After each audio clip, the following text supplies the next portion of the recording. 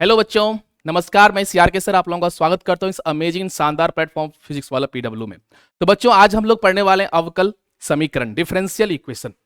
तो बच्चों इस अवकल समीकरण जैसा कि आपके पास काफी इंपोर्टेंट इसलिए बोल सकते हैं कि इससे भी आपके ऑब्जेक्टिव में जो है वस्तुनिष्ठ प्रश्न जो आएंगे इसमें से 5-6 क्वेश्चन तो फिक्स रहते हैं। तो आपके लिए काफी अच्छा मौका रहेगा। इसमें काफी आसान आसान क्वेश्चन भी आते हैं, तो इसलिए आप इजीली आप इसको चैप्टर को भी आप बिल्कुल करके रखें, क्योंकि हमारा टारगेट ही है कि 90 प्लस। तो 90 प्लस के लिए कोई भी टॉपिक आपका छूटना नहीं चाहिए, इसलिए हम लोग इस टॉपिक को भी काफी अच्छे से पढ़ने वाले हैं। तो बिहार बोर्ड के लिए काफी इंपॉर्टेंट भी है ये, यहां से क्वेश्चन आएंगे ही आएंगे। तो बस आपको इसमें जो काफी आसान क्वेश्चन जो रहेंगे उसको अगर आप बिल्कुल नहीं छोड़ना चाहिए, क्योंकि आसान क्वेश्चन भी रहेंगे इस चैप्टर में।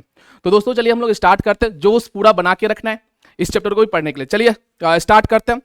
तो सबसे पहले अगर हम लोग बात करें इसमें क्या क्या देखने वाले हैं, तो अवकल समीकरण में सभी फार्मूला को हम लोग रिवाइज भी कर लेंगे, जैसा कि यहाँ पे हर एक चैप्टर में करते हैं।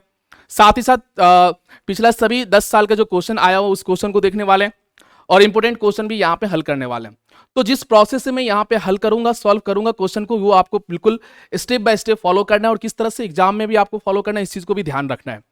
तो अगर हम लोग इस बात करें किस किस पे क्वेश्चन पूछा जाता है, तो डेफिनेशन बेस्ड भी क्वेश्चन रहता है। कुछ आप समीकरण क्या है नहीं है किस तरह से, तो डेफिनेशन बेस्ड भी आपके पास इसमें पूछ देगा कि यार रेखिक समीकरण अवकल समीकरण है या नहीं है, समघातीय होमोजीनियस डिफरेंशियल इक्वेशन समघातीय समीकरण है या नहीं है, तो इस तरह का भी क्वेश्चन पूछा जाता है। तो डेफिनेशन पे बेस्ड क्वेश्चन भी रहता है, ये काफी इंपोर्टेंट है। यहां से आपके पास क्वेश्चन आएंगे ही आएंगे। अवकल समीकरण की कोटि, ऑर्डर ऑफ डिफरेंशियल इक्वेशन, इस पे आपके पास क्वेश्चन रहेंगे ही रहेंगे। साथ ही साथ अवकल समीकरण की घात means degree of differential equation, घात क्या है उस अवकल समीकरण का, ये बिल्कुल आपको क्वेश्चन 100% है कि रहेगा ही रहेगा। तो बिल्कुल उड़ा देना है, समझ रहे ना, पूरा एकदम देख के उड़ाना है आपको। जैसा मैं बताऊंगा आपको क्वेश्चन में किस तरह से लेना है, किस तरह से देखना है इस तरह का कि घात क्या है, कोटि क्या है, ऑर्डर डिग्री किस तरह से लिया जाता है। तो बिल्कुल आपको बस टिक करना है, 10 सेकंड में आपका क्वेश्चन खत्म, समझ रहे ना। फिर हम लोग अवकल समीकरण की संरचना, फॉर्मेशन ऑफ डिफरेंशियल इक्वेशन पे भी क्वेश्चन रहता है। नेक्स्ट अगर हम लोग बात करें क्वेश्चन पूछने का, तो चरों का पृथक्करण रूप में अवकल समीकरण मींस वेरिएबल को सेपरेट करने का, तो इस पे भी पृथक्करण विधि से भी हम लोग सॉल्व करते हैं कुछ अवकल समीकरण को। समघातीय अवकल समीकरण, होमोजीनियस डिफरेंशियल इक्वेशन, इस पे क्वेश्चन रहेंगे ही रहेंगे, इस पे भी पूछा जाता है। यथातथ अवकल समीकरण, एग्जैक्ट डिफरेंशियल इक्वेशन फॉर्म में भी आपका क्वेश्चन रहेंगे, तो उसमें भी हम लोग देखने वाले हैं। रैखिक अवकल समीकरण, ये भी काफी इंपॉर्टेंट है, यहां से भी सभी, मतलब आपका ऑब्जेक्टिव में तो बिल्कुल हर एक में आपका क्वेश्चन रहेगा ही रहेगा। तो काफी आसान है, आराम से हम लोग इसको भी हैंडल करने वाले हैं। तो चलिए हम लोग स्टार्ट करते हैं। जितने भी आपके पास यहाँ पे डायरेक्ट में क्वेश्चन से आ रहा हूँ कि अब हमारे पास टाइम कम है, जैसे कि एग्जाम आपका Feb 1 को ही है, तो इसलिए हम लोग अब यहाँ पे जितने भी प्रीवियस ईयर क्वेश्चन पूछे गए उसी पे डायरेक्ट आता हूं, और क्वेश्चन में ही हम लोग समझेंगे किस विधि से ये यूज करने वाले हैं और कैसे सॉल्व करना है, किस फॉर्म का ये डिफरेंशियल इक्वेशन है, अवकल समीकरण है। तो चलिए बच्चों स्टार्ट करते हैं। तो जैसा कि पहला क्वेश्चन है हमारे पास कि अवकल समीकरण dy upon dx plus 4y is equals to 4x की कोटि क्या है। मींस कि आपको ऑर्डर फाइंड करना है। कोटि मींस ऑर्डर। ऑर्डर क्या होता है तो आप ध्यान से समझिए, हाईएस्ट डेरिवेटिव जो इन्वॉल्व है, मींस क्या है, उच्च कोटि का अवकलज। तो अगर आप यहां पे देखिएगा तो अब डेरिवेटिव कौन सा इन्वॉल्व है, सिर्फ dy अपॉन dx एक ही है, एक ही ऑर्डर का, एक ही कोटि का है। तो उच्च कोटि का जो यहां पे अवकलज है सिर्फ और सिर्फ एक ही है, तो यहां पे इसकी जो कोटि हो जाएगी वो क्या हो जाएगा, 1, यानी कि इसकी ऑर्डर क्या है तो 1 है, तो इसलिए ख ऑप्शन आपका ट्रू हो जाएगा। जैसा कि आप डेफिनेशन ध्यान रखो, कोई भी आपका अवकल समीकरण दिया रहेगा मींस उसमें अवकलज का गुणांक के फॉर्म में दिया हुआ रहेगा, उसमें बस आपको यही देख लेना है कि उच्च कोटि का अवकलज कौन सा उसमें मौजूद है। तो अगर आप यहां पे देखिएगा तो dy अपॉन dx एक ही ऑर्डर का यहां पे, तो इस तरह से हम लोग का कोटि क्या हो जाएगा तो 1 हो जाएगा। चलिए नेक्स्ट क्वेश्चन पे आते हैं। तो अब अगर आप यहां पे देखिएगा तो d2y अपॉन dx स्क्वायर, तो इसका कोटि कितना है 2 है, इसका कितना है कोटि 1 है, तो हमारे पास घात पूछा है इस बार। तो घात क्या होता है कि सबसे पहले आपको क्या देखना है कि उच्च कोटि का अवकलज कौन सा है, और उस उच्च कोटि पे जो पावर है, हाईएस्ट पावर, यानी कि घात, क्या घात है। सबसे पहले क्या ध्यान रखना है कि उच्च कोटि क्या उसमें अवकलज कौन सा है।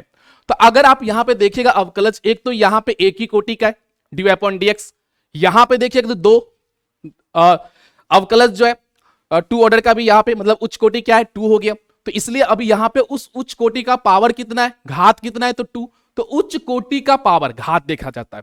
तो उच्च कोटि यहां पे चूंकि d2y अपॉन dx स्क्वायर था, उसका पावर कितना था 2, तो इसलिए अभी इसका घात क्या हो जाएगा, मतलब डिग्री क्या हो जाएगा, तो इस डिफरेंशियल इक्वेशन मींस इस अवकल समीकरण का जो घात होगा वो 2 हो जाएगा। तो अगेन आपको बस ध्यान क्या रखना है, तो उच्च कोटि का अवकलज तो वही आपका कोटि हो जाएगा। उस उच्च कोटि के अवकलज में हाईएस्ट पावर यानी कि घात कितना है हाईएस्ट, तो इस तरह से हमारा वो डिग्री को डिफाइन करता है, घात को डिफाइन करता है। ये भी आपको बच्चों ध्यान क्या रखना है कि जो कोटि है किसी भी अवकल समीकरण का कोटि ऑलवेज डिफाइंड रहता है, मतलब उसका कोई भी आपके पास अगर अवकल समीकरण मतलब डिफरेंशियल इक्वेशन है तो उसका ऑर्डर आपका बिल्कुल डिफाइन रहता ही रहता है ऑलवेज। बट डिग्री कभी कभी डिफाइन नहीं भी होता है। कब नहीं होता, अभी हम लोग क्वेश्चन के थ्रू ही देखने वाले कि किस केस में नहीं होगा आपका डिग्री डिफाइंड या घात डिफाइंड नहीं भी होता है। तो बिल्कुल ध्यान रखना कि घात आपका डिफाइंड नहीं भी हो सकता है लेकिन कोटि ऑलवेज डिफाइंड होगा। चलिए, तो इस क्वेश्चन में हमारे पास उच्च कोटि और उसका पावर सबसे ज्यादा कौन सा था, तो 2 था, तो इसलिए आपका यहां पे घात क्या हो गया इस अवकल समीकरण का 2 हो गया। बहुत ही बढ़िया। तो बिल्कुल इसी तरह से आसान क्वेश्चन रहेंगे, बिल्कुल आपको टिक मार के उड़ाना है पूरा जोश के साथ, समझ रहे ना। चलिए नेक्स्ट क्वेश्चन पे आते हैं। अगर यहां पे देखिए तो कोटि हमें पूछा है, तो कोटि के लिए क्या कर लेते हैं, सबसे उच्च कोटि, उच्च को एक ही है आपके पास dy अपॉन dx, तो यहां पे इसका कोटि कितना हो जाएगा, तो 1 हो जाएगा। इस तरह से देख सकते हैं। इसी में अगर आपका घात पूछता तो उच्च कोटि एक ही है, तो घात कितना होता है, उसका पावर कितना है, तो 2 है हाईएस्ट, तो इस तरह से हमारा घात क्या होता अगर पूछता तो 2 हो जाता। बट यहां पे कोटि पूछा है इसलिए आपका ऑर्डर यानी कि ऑर्डर एक ही है इसका। चलिए बहुत ही बढ़िया। नेक्स्ट अगर हम लोग बात करें, अगेन यहां पे घात पूछा है। अब आपको क्या देखना है कि उच्च कोटि का अवकलज कौन सा यहां पे है, मतलब हाईएस्ट ऑर्डर डेरिवेटिव। तो अगर आप देखिएगा तो उच्च कोटि का तो d2y अपॉन dx स्क्वायर है और उसका पावर कितना है, तो 3 है। इसका मतलब घात कितना हो जाएगा, तो ये 3 हो जाएगा। और अगर यहीं पे कोटि पूछता तो 2 हो जाता, क्योंकि घात पूछा है इसलिए हमारा घ ऑप्शन ट्रू हो जाएगा। तो देख सकते हैं आराम से बस आपको टिक करते जाना है। बस देखना क्या है, तो उच्च कोटि क्या है, उच्च कोटि का अवकलज कौन सा है और उसका पावर, अगर घात पूछ दिया तो उसका पावर देखना है। और घात ऑलवेज धनात्मक पूर्णांक में ही डिफाइन किया जाता है। अगर -2 -3 इस तरह से नहीं बोल सकते, या हाफ 1/2 √3 ये सब नहीं बोल सकते आप, ना ही ऑर्डर में ना ही आपके पास डिग्री में, यानी कि घात और कोटि दोनों में धनात्मक पूर्णांक से बोला जाता है। अब अगर इसमें देखो, अब इसने क्या पूछा है कि घात क्या होगा, तो जैसा कि मैंने आपको बताया कि घात किसी अवकल समीकरण का डिफाइंड नहीं भी रह सकता है, बट कोटि ऑलवेज डिफाइंड होता है। तो कोटि अगर यहां पे पूछता तो हाईएस्ट उच्चतम कोटि क्या होता है, यहां पे देख लेते हैं हम लोग, d2y अपॉन dx स्क्वायर है, तो बिल्कुल अगर 2 बोलते आप कोटि पूछता तो। लेकिन अब किसी किसी क्वेश्चन में आपका डिग्री डिफाइन नहीं होता, मतलब घात डिफाइन नहीं होता है। तो घात कब डिफाइन नहीं होता, जब आपका अवकलज, जैसे अगर आप यहां पे देखिएगा कि साइन के एंगल में दिया हुआ है dy अपॉन dx, तो अब इसमें जो है ना घात आपका डिफाइन ही नहीं होगा, तो परिभाषित नहीं है। डिफाइंड मींस डिफाइंड नहीं है मतलब परिभाषित नहीं है। क्यों नहीं है, तो अगर आप ध्यान से देखिए, जैसा मैंने आपको बताया, पावर जो आप सिंपल अगर इसको पॉलिनोमियल से सोचिए, किसी पॉलिनोमियल का घात कितना, किसी बहुपद का घात कितना है, तो आप उससे पावर हाईएस्ट पावर देखते हैं। तो सिमिलर वे में ये भी डिफरेंशियल इक्वेशन एक पॉलिनोमियल फॉर्म में ही लिखा जाता है, बहुपद के फॉर्म में। लेकिन अब यहां पे क्या है, तो डेरिवेटिव्स के यानी कि अवकलज के पॉलिनोमियल में। तो अब अगर आप यहां पे इसको ध्यान से देखिए, तो साइन एक्स का एक्सपेंशन आपको पता होगा कि साइन एक्स का एक्सपेंशन क्या होता है, तो कुछ इस तरह से होता है x minus x cube by 3 factorial, फिर plus x raise power 5 upon 5 factorial, फिर minus x raise power 7 upon 7 factorial, and so on, ये चलता रहता है इनफाइनाइट तक। तो अब अगर आप इस पॉलिनोमियल को देखिएगा, ये पॉलिनोमियल टाइप से बहुपद टाइप से है, लेकिन इसका डिग्री क्या है, डिफाइन ही नहीं है। क्यों नहीं है, क्योंकि आप इसका इनफाइनाइट तक चल रहा है ना, तो डिग्री जब डिफाइंड होता है तभी तो आप उसको पॉलिनोमियल ऑफ डिग्री दिस बोलते हैं। ये बहुपद इस घात का है। तो उसी तरह से अगर आप यहां में अगर देख लीजिएगा कि x की जगह पे क्या आ गया, dy अपॉन dx, तो अब देखिएगा इसको क्या लिखिएगा आप, dy अपॉन dx, फिर dy अपॉन dx का क्यूब डिवाइडेड बाई 3 फैक्टोरियल, फिर प्लस x जगह पे क्या आ जाएगा, तो dy अपॉन dx का पावर 5, नीचे में 5 फैक्टोरियल, एंड सॉन, ये चलता जा रहा है। तो ये तो चलता जा रहा है ना, हाईएस्ट पावर तो आपको दिख ही नहीं रहा है। तो इसीलिए कभी कभी क्या हो सकता है कि आपको घात डिफाइन नहीं भी होगा। कब, जब वो dy अपॉन dx का टर्म अगर साइन के अंदर आ जाए, कॉस के अंदर, मतलब त्रिकोणमितीय फलन के अंदर में एंगल के जगह पे आ जाए, या फिर जिसको आप उससे अलग नहीं कर सकते, समझ रहे हैं ना? इस तरह से अगर आप इसको ध्यान से देखिएगा तो यहां पे e raise to the power अगर dy अपॉन dx आ जाए तो वहां भी आप नहीं कर सकते हैं। तो जब आपको कुछ इस तरह से आ जाए तो यहां तो घ ऑप्शन आपका ट्रू हो जाए, क्योंकि यहां पे घात डिफाइंड नहीं है, परिभाषित नहीं है। कब नहीं होगा तो ये भी मैंने आपको बता दिया कि जब साइन के अंदर, जैसे यहां पे था कॉस के अंदर में अगर अवकलज आ जाए, या फिर e raise to the power में dy अपॉन dx चला जाए, इस तरह का जब सिचुएशन रहे, लॉग के अंदर में आ जाए, log of dy upon dx का टर्म आ जाए, तो उन सभी सिचुएशन में हम लोग क्या बोलते हैं कि घात हमारा परिभाषित नहीं होगा। तो बच्चों इस चीज को बस ध्यान रखना है। बट उस जगह पे कोटि ऑलवेज डिफाइंड रहेगा, मतलब ऑर्डर ऑलवेज उस अवकल समीकरण का डिफाइंड रहेगा। तो हमेशा हमें ध्यान रखना है कि कोटि ऑलवेज डिफाइंड, मतलब ऑर्डर ऑलवेज किसी भी डिफरेंशियल इक्वेशन का होता ही होता है, बट डिग्री कभी कभी नहीं भी होता है। कब नहीं होता है तो वो मैंने बता दिया। इस चीज को याद भी रखना है कि अगर आपका कुछ इस तरह से आ जाए, समथिंग इस पे आ जाए, या फिर मान लीजिए कि अगर आपके पास इस तरह से आ जाए, कॉस के अंदर में dy अपॉन dx आ जाए यहां पे, तो इस तरह के सिचुएशन में आपका घात डिफाइंड नहीं होगा। या लॉग के अंदर में आ जाए, तो इस तरह के सिचुएशन में आपका घात डिफाइंड नहीं होगा। अगर आप सिंपल सी बात करें यहां पे कि अगर मान लीजिए इसका क्या होगा, क्या sine inverse of dy upon dx is equal to मान लीजिए 5x माइनस 1 दिया हुआ है, तो क्या अब यहां डिफाइंड होगा क्या? अगर आपसे इसी क्वेश्चन में मान लीजिए पूछ दिया कि बताइए इसकी कोटि या घात क्या है, तो कोटि के लिए तो सिंपल है, आप उच्चतम कोटि का अवकलज देख लीजिएगा तो dy अपॉन dx ही है, तो बिल्कुल यहां पे कोटि क्या हो जाएगा, 1 हो जाएगा, मतलब ऑर्डर 1 हो जाएगा। लेकिन क्या यहां पे घात डिफाइंड है? तो अब यहां इनवर्स के अंदर में ना इसको आप dy अपॉन dx को इससे हटा सकते हैं। कैसे हटा सकते हैं? तो आप इस चीज को ऐसे लिख सकते हैं ना कि dy upon dx is equal to sine इस तरफ आ जाएगा तो साइन 5x माइनस 1, तो बिल्कुल अब dy अपॉन dx तो फ्री फ्रॉम साइन से आ गया ना। तो बिल्कुल जब ऐसा रहेगा तो हो सकता है कि इस तरह से अलग आप कर सकते हो, जहां पे अलग कर सकते हो तो बिल्कुल अलग करना। तो अब यहां पे जो है ना इसका कोटि भी कितना हो जाएगा और घात भी आपका कितना हो जाएगा, 1 ही आ जाएगा। तो इस तरह से बिल्कुल ध्यान रखना कि ऑर्डर और डिग्री दोनों यहां पे 1 है, क्योंकि यहां पे अब अलग कर पा रहे हैं। कब नहीं कर पाइएगा? इस सिचुएशन में। समझ में आया कि नहीं आया? तो बिल्कुल इस तरह का चीजें आपको ध्यान रखना है। चलिए नेक्स्ट क्वेश्चन पे आते हैं। निम्नलिखित में से कौन से समघाती अवकलन समीकरण, होमोजीनियस डिफरेंशियल इक्वेशन जो पढ़ते हैं उसी को बोला जाता है समघाती अवकलन समीकरण। तो होमोजीनियस के लिए देखो ऐसे तो फंडा क्या होता है कि कोई अगर आपके पास y equals to fxy type से कोई भी आपके पास मान लीजिए फलन है, तो इसमें x को क्या करते हैं, लेमडा x से रिप्लेस करते हैं, और y को भी लेमडा x से रिप्लेस करते हैं। तो अब अगर ये आपके पास fxy को जब आपने लेमडा x लेमडा y से रिप्लेस किया, ये लेमडा रेस पर n इंटू fxy के फॉर्म में अगर आ गया कंप्लीट, तो यहीं पे हम लोग क्या बोल देते हैं, यहां पे ये इस तरह से क्या रहेगा, वो समघातीय समीकरण होता है और उसका डिग्री क्या होता है, तो इस तरह से आप देख सकते हैं। तो सिंपल वे में यहां पे क्या समझना है कि आपको अगर ऑब्जेक्टिव क्वेश्चन है इतना नहीं करने की जरूरत है। क्या चेक करना है कि सभी टर्म का जो भी इसमें आपके पास चर वेरिएबल यहां पे देख सकते हैं y x है, तो अगर आप देखो y का पावर कितना है 2 है, x का पावर 2 है, और यहां पे x का पावर 1 है और y का, तो इस टर्म का आपके पास घात कितना हो जाएगा, जो डिग्री वो हो जाएगा आपका 1 and 1 2 हो जाएगा।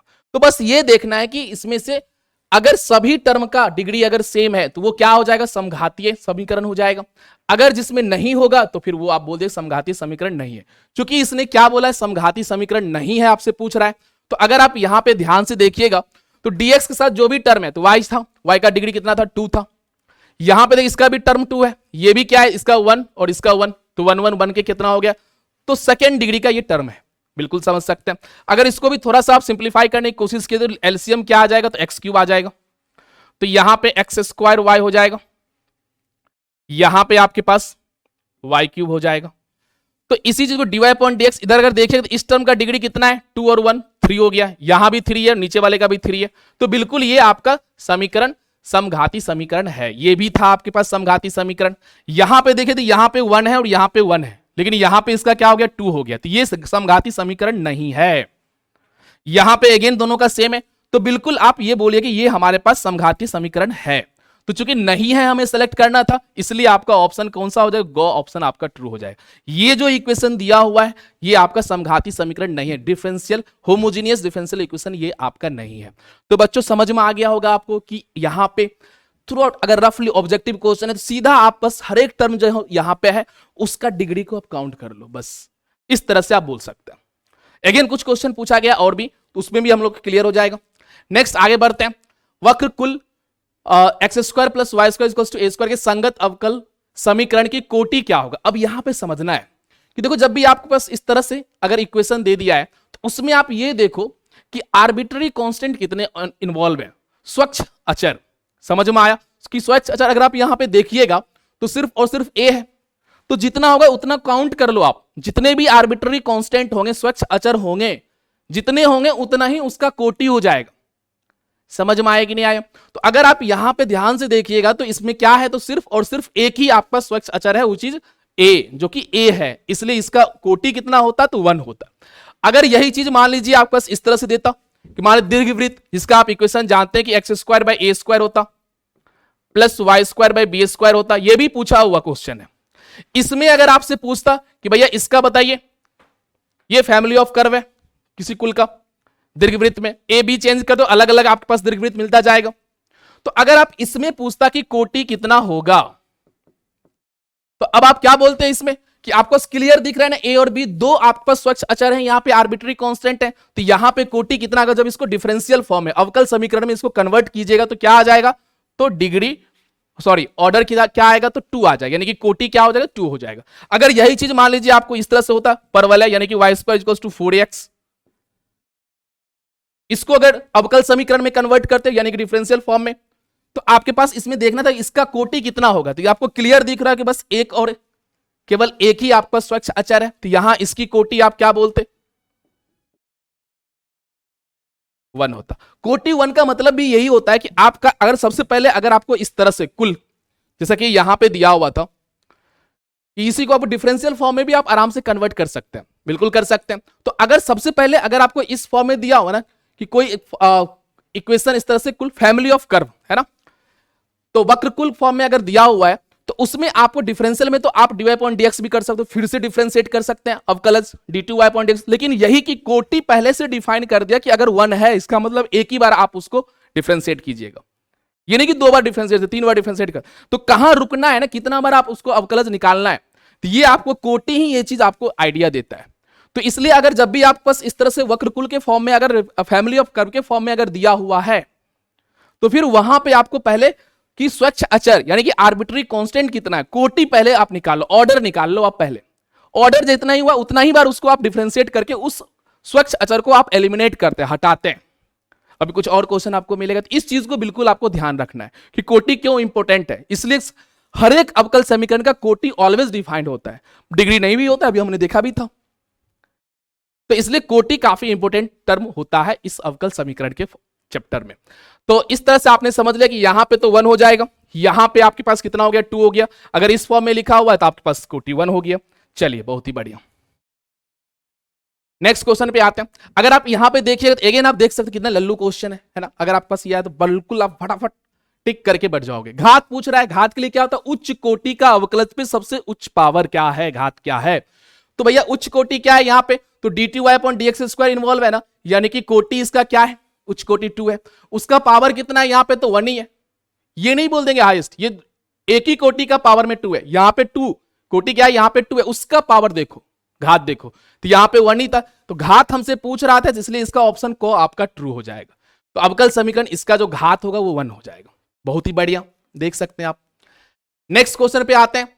तो अवकल समीकरण दिस की कोटि निम्नलिखित में से कौन सी होगी, ये आपसे पूछ रहा है। तो कोटि के लिए तो हम लोग एक ही चीज जानते हैं कि उच्चतम कोटि का कौन सा इन्वॉल्व है इस अवकल समीकरण में। तो अगेन आप देखिएगा तो dy upon dx square, 2 order यहां पे इन्वॉल्व है, तो इसलिए आपका ख ऑप्शन कोटि पूछा है, तो ये आपके पास ख ऑप्शन आपका ट्रू हो जाएगा। बहुत ही बढ़िया। चलिए अगेन समघातीय अवकलन है। अब मैंने आपको क्या बताया कि ऑब्जेक्टिव क्वेश्चन में आया हुआ, तो बिल्कुल आप देख लो कि हर टर्म dx का जो टर्म लिखा हुआ है सभी का डिग्री क्या होना, घात क्या होना, सेम होना चाहिए। तो अब यहां पे आइएगा तो इस टर्म का क्या है, ये dy अपॉन dx लिखा हुआ है, इसको थोड़ा सा आप करेक्शन कर लें। पहला ऑप्शन जो है आपके पास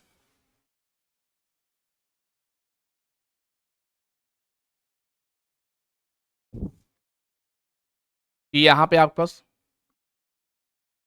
dx के साथ ये है। तो अगर आप यहां पे ध्यान से देखिएगा तो यहां पे इस टर्म एक्स स्क्वायर और y का पावर कितना है 1 है, तो 3 घात है, यहां भी 3 है, यहां भी 3 है, तो सभी का तो 3 है। तो बिल्कुल इसने क्या बोला है, कौन सी समघातीय समीकरण है, तो बिल्कुल ये आपका ऑप्शन करेक्ट हो जाता। अगर आप यहां पे देखते तो इसका 1 इसका 1 ये इसका 2 है, यहां पे 4 है, यहां पे 4 है, तो सभी का तो सेम है नहीं, इसलिए आपका ये रिजेक्ट हो जाता। अगर यहां पे देखते तो यहां 1 घात का है, यहां 1 है, यहां पे कांस्टेंट टर्म है जिसका 0 बोला जाता है, तो सभी का सेम नहीं है, इसलिए ये भी रिजेक्ट हो जाता। यहां पे देखते तो यहां पे 1 है, यहां पे 1 है, लेकिन यहां पे 2 1 इस तरह से, तो ये भी आपका रिजेक्ट हो, ये समघातीय समीकरण नहीं होता। क्लियर है, समघातीय अवकल समीकरण यहां पे क्योंकि डिफरेंशियल इन्वॉल्व है। तो अगेन आपको समझ में आ गया कि अगर आपसे पूछता है कि समघातीय अवकल समीकरण कौन सा है, बस आपको हर एक टर्म का पावर देख लो, है ना, इस तरह से 2 1 3 समझ जाना है, इस पे 3 था, इस पे 3 था, यहां पे 1 1 2 काउंट करना है, इस तरह से। चलिए बहुत ही बढ़िया, अगर आप समझ गए होंगे तो। चलिए नेक्स्ट क्वेश्चन, अगेन आपसे घात देख सकते हैं कितना घात और अवकल पे, घात और कोटि पे तो बिल्कुल क्वेश्चन रहेगा ही रहेगा, और आराम से फट देखो कितना टाइम लगेगा, 10 सेकंड में आप क्वेश्चन टिक करके आगे बढ़ जाओगे, 10 सेकंड भी ज्यादा है, समझ रहे हैं ना, बिल्कुल। तो अगर आप यहां पे देखिएगा तो हमसे क्या पूछ रहा है कि इस अवकल समीकरण का आप घात बताओ। घात के लिए क्या होता है, उच्च कोटि का सबसे बड़ा पावर। उच्च कोटि यहां पे कितना है, तो d3y/dx3, तो ये हो गया आपके पास 3 कोटि का, उसका पावर कितना है, तो 1, तो घात पूछा है, तो इसलिए को ऑप्शन आपका ट्रू हो जाएगा। अगेन आप देख सकते हैं, बहुत ही बढ़िया। चलिए नेक्स्ट क्वेश्चन पे अगर हम लोग आए, तो अब यहां पे कोटि पूछ दिया, तो कोटि के लिए हम लोग क्या करेंगे, तो कोटि के लिए अगेन उच्च कोटि का अवकलज कौन सा इसमें है, हाईएस्ट ऑर्डर डेरिवेटिव का टर्म कौन सा है, तो हाईएस्ट ऑर्डर डेरिवेटिव क्या है, तो dy/dx2 उच्च कोटि का अवकलज यही हुआ, तो आपके पास 2 ऑर्डर का हुआ, तो इसलिए ये इसका क्या हो जाएगा, तो खो ऑप्शन आपका ट्रू हो जाएगा। बहुत ही बढ़िया, तो देख सकते हैं कितना आराम से जो है ना आप क्वेश्चन, अब थोड़ा सा अलग टाइप का क्वेश्चन है, इसको भी करेंगे, बहुत ही सरल वे से करेंगे। चलिए तो इस तरह से आपको घात और कोटि पे तो क्वेश्चन आपको समझ में आ गया होगा। चलिए अब आगे बढ़ते हैं। अब इसमें क्या बोला कि बिंदु 3,9 से गुजरने वाला वक्र जो अवकल समीकरण इस तरह को संतुष्ट करता है, तो निम्नांकित में से कौन सा होगा। चलिए बहुत ही बढ़िया। एक तो अगर आप जब भी आपको इस तरह से क्वेश्चन अगर रहे तो आपको क्या करना है, यहां पे अगर ध्यान से देखिए तो dy/dx हमारे पास क्या दिया हुआ है, x + 1/x²।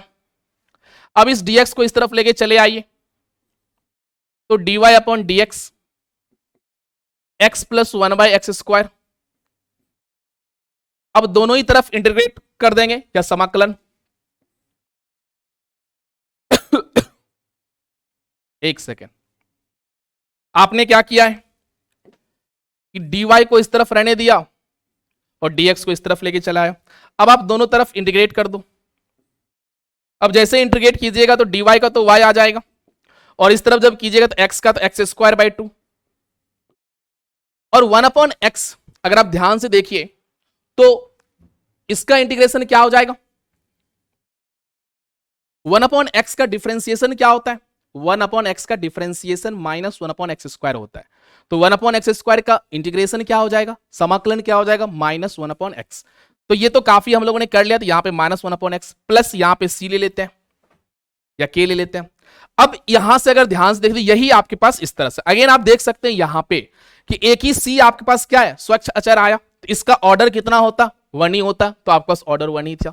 अब ये नहीं कि यहां से आगे यहां पे एक ही ऑर्डर का था, ये अगर आप देख सकते थे, तो बिल्कुल यही स्वच्छ अचर ही आपको ये इंफॉर्मेशन देता है कि उसकी कोटि कितनी होगी।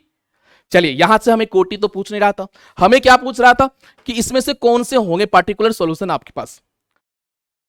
तो अब अगर हम लोग यहां पे बात करें तो इसका एक पॉइंट हमें दिया हुआ कि 3,9 से पास कर रहा है, इसको संतुष्ट करेगा, तो 3,9 से जब इसको सेटिस्फाई करवाइएगा आप, चलिए तो हमारे पास क्या है, ये 3,9 को संतुष्ट करेगा। इसका मतलब क्या हो गया कि y की जगह पे आप 9 रख दीजिए, x जगह पे 3 रख दीजिए आप, तो यानी कि अगेन 9/2 हो जाएगा, यहां पे अगेन 1/3 हो जाएगा प्लस c, यहां से c का वैल्यू आप निकाल लीजिए।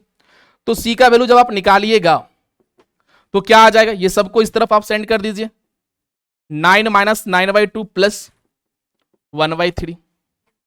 अब यहां से c का वैल्यू क्या है, 9 - 9/2 जाएगा तो 9/2 आ जाएगा, सॉरी प्लस माइनस यहां पे 1/3 है, ये इस तरफ आया है। तो अब ये इसको आप ऐड करके तो निकाल ही लीजिए, कितना आ जाएगा, एलसीएम लीजिएगा तो यहां पे नीचे में 6 आएगा। तो चलिए मैं यहां पे लिख लेता हूं सी का वैल्यू। तो सी हमारे पास आ जाएंगे 6 आ जाएगा यहां पे 27, एक सेकेंड,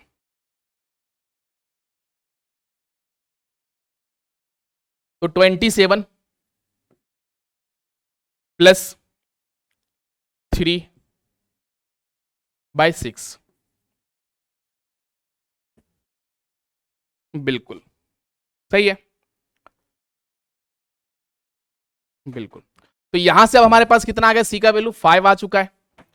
अगर आप ध्यान से देखें, कुछ मिस्टेक अगर नहीं हुआ हो तो, अगर हम लोग यहां पे ध्यान से देखें तो क्या आ जाएगा, फटाफट आप लोग सॉल्व कीजिए, खुद से भी सॉल्व कीजिए।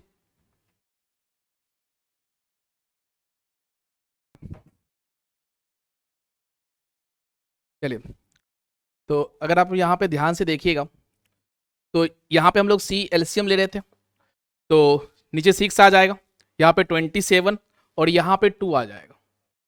तो इस तरह से हमारे पास क्या आ जाएंगे, तो अगर आप ध्यान से देखिएगा तो ये हमारे पास यहाँ पे 2, तो यानी कि ये 29/6 आ गया। तो सी का वैल्यू क्या आ गया, 29/6। तो अब अगर हम लोग यहाँ पे बात करें तो हमारे पास क्या आ चुका है, तो सी का वैल्यू हम लोग 29/6 सब्स्टिट्यूट कर देंगे यहाँ पे, तो y is equals to x² 2 हो गया -1/x, और सी का वैल्यू कितना आया, तो 29/6।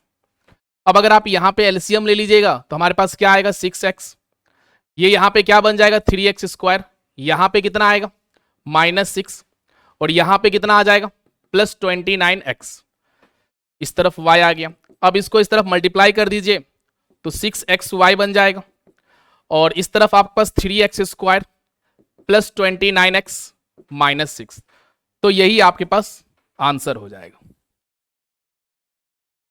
क्लियर है, इस तरह से। चलिए नेक्स्ट हम लोग आगे बढ़ते हैं नेक्स्ट क्वेश्चन पे।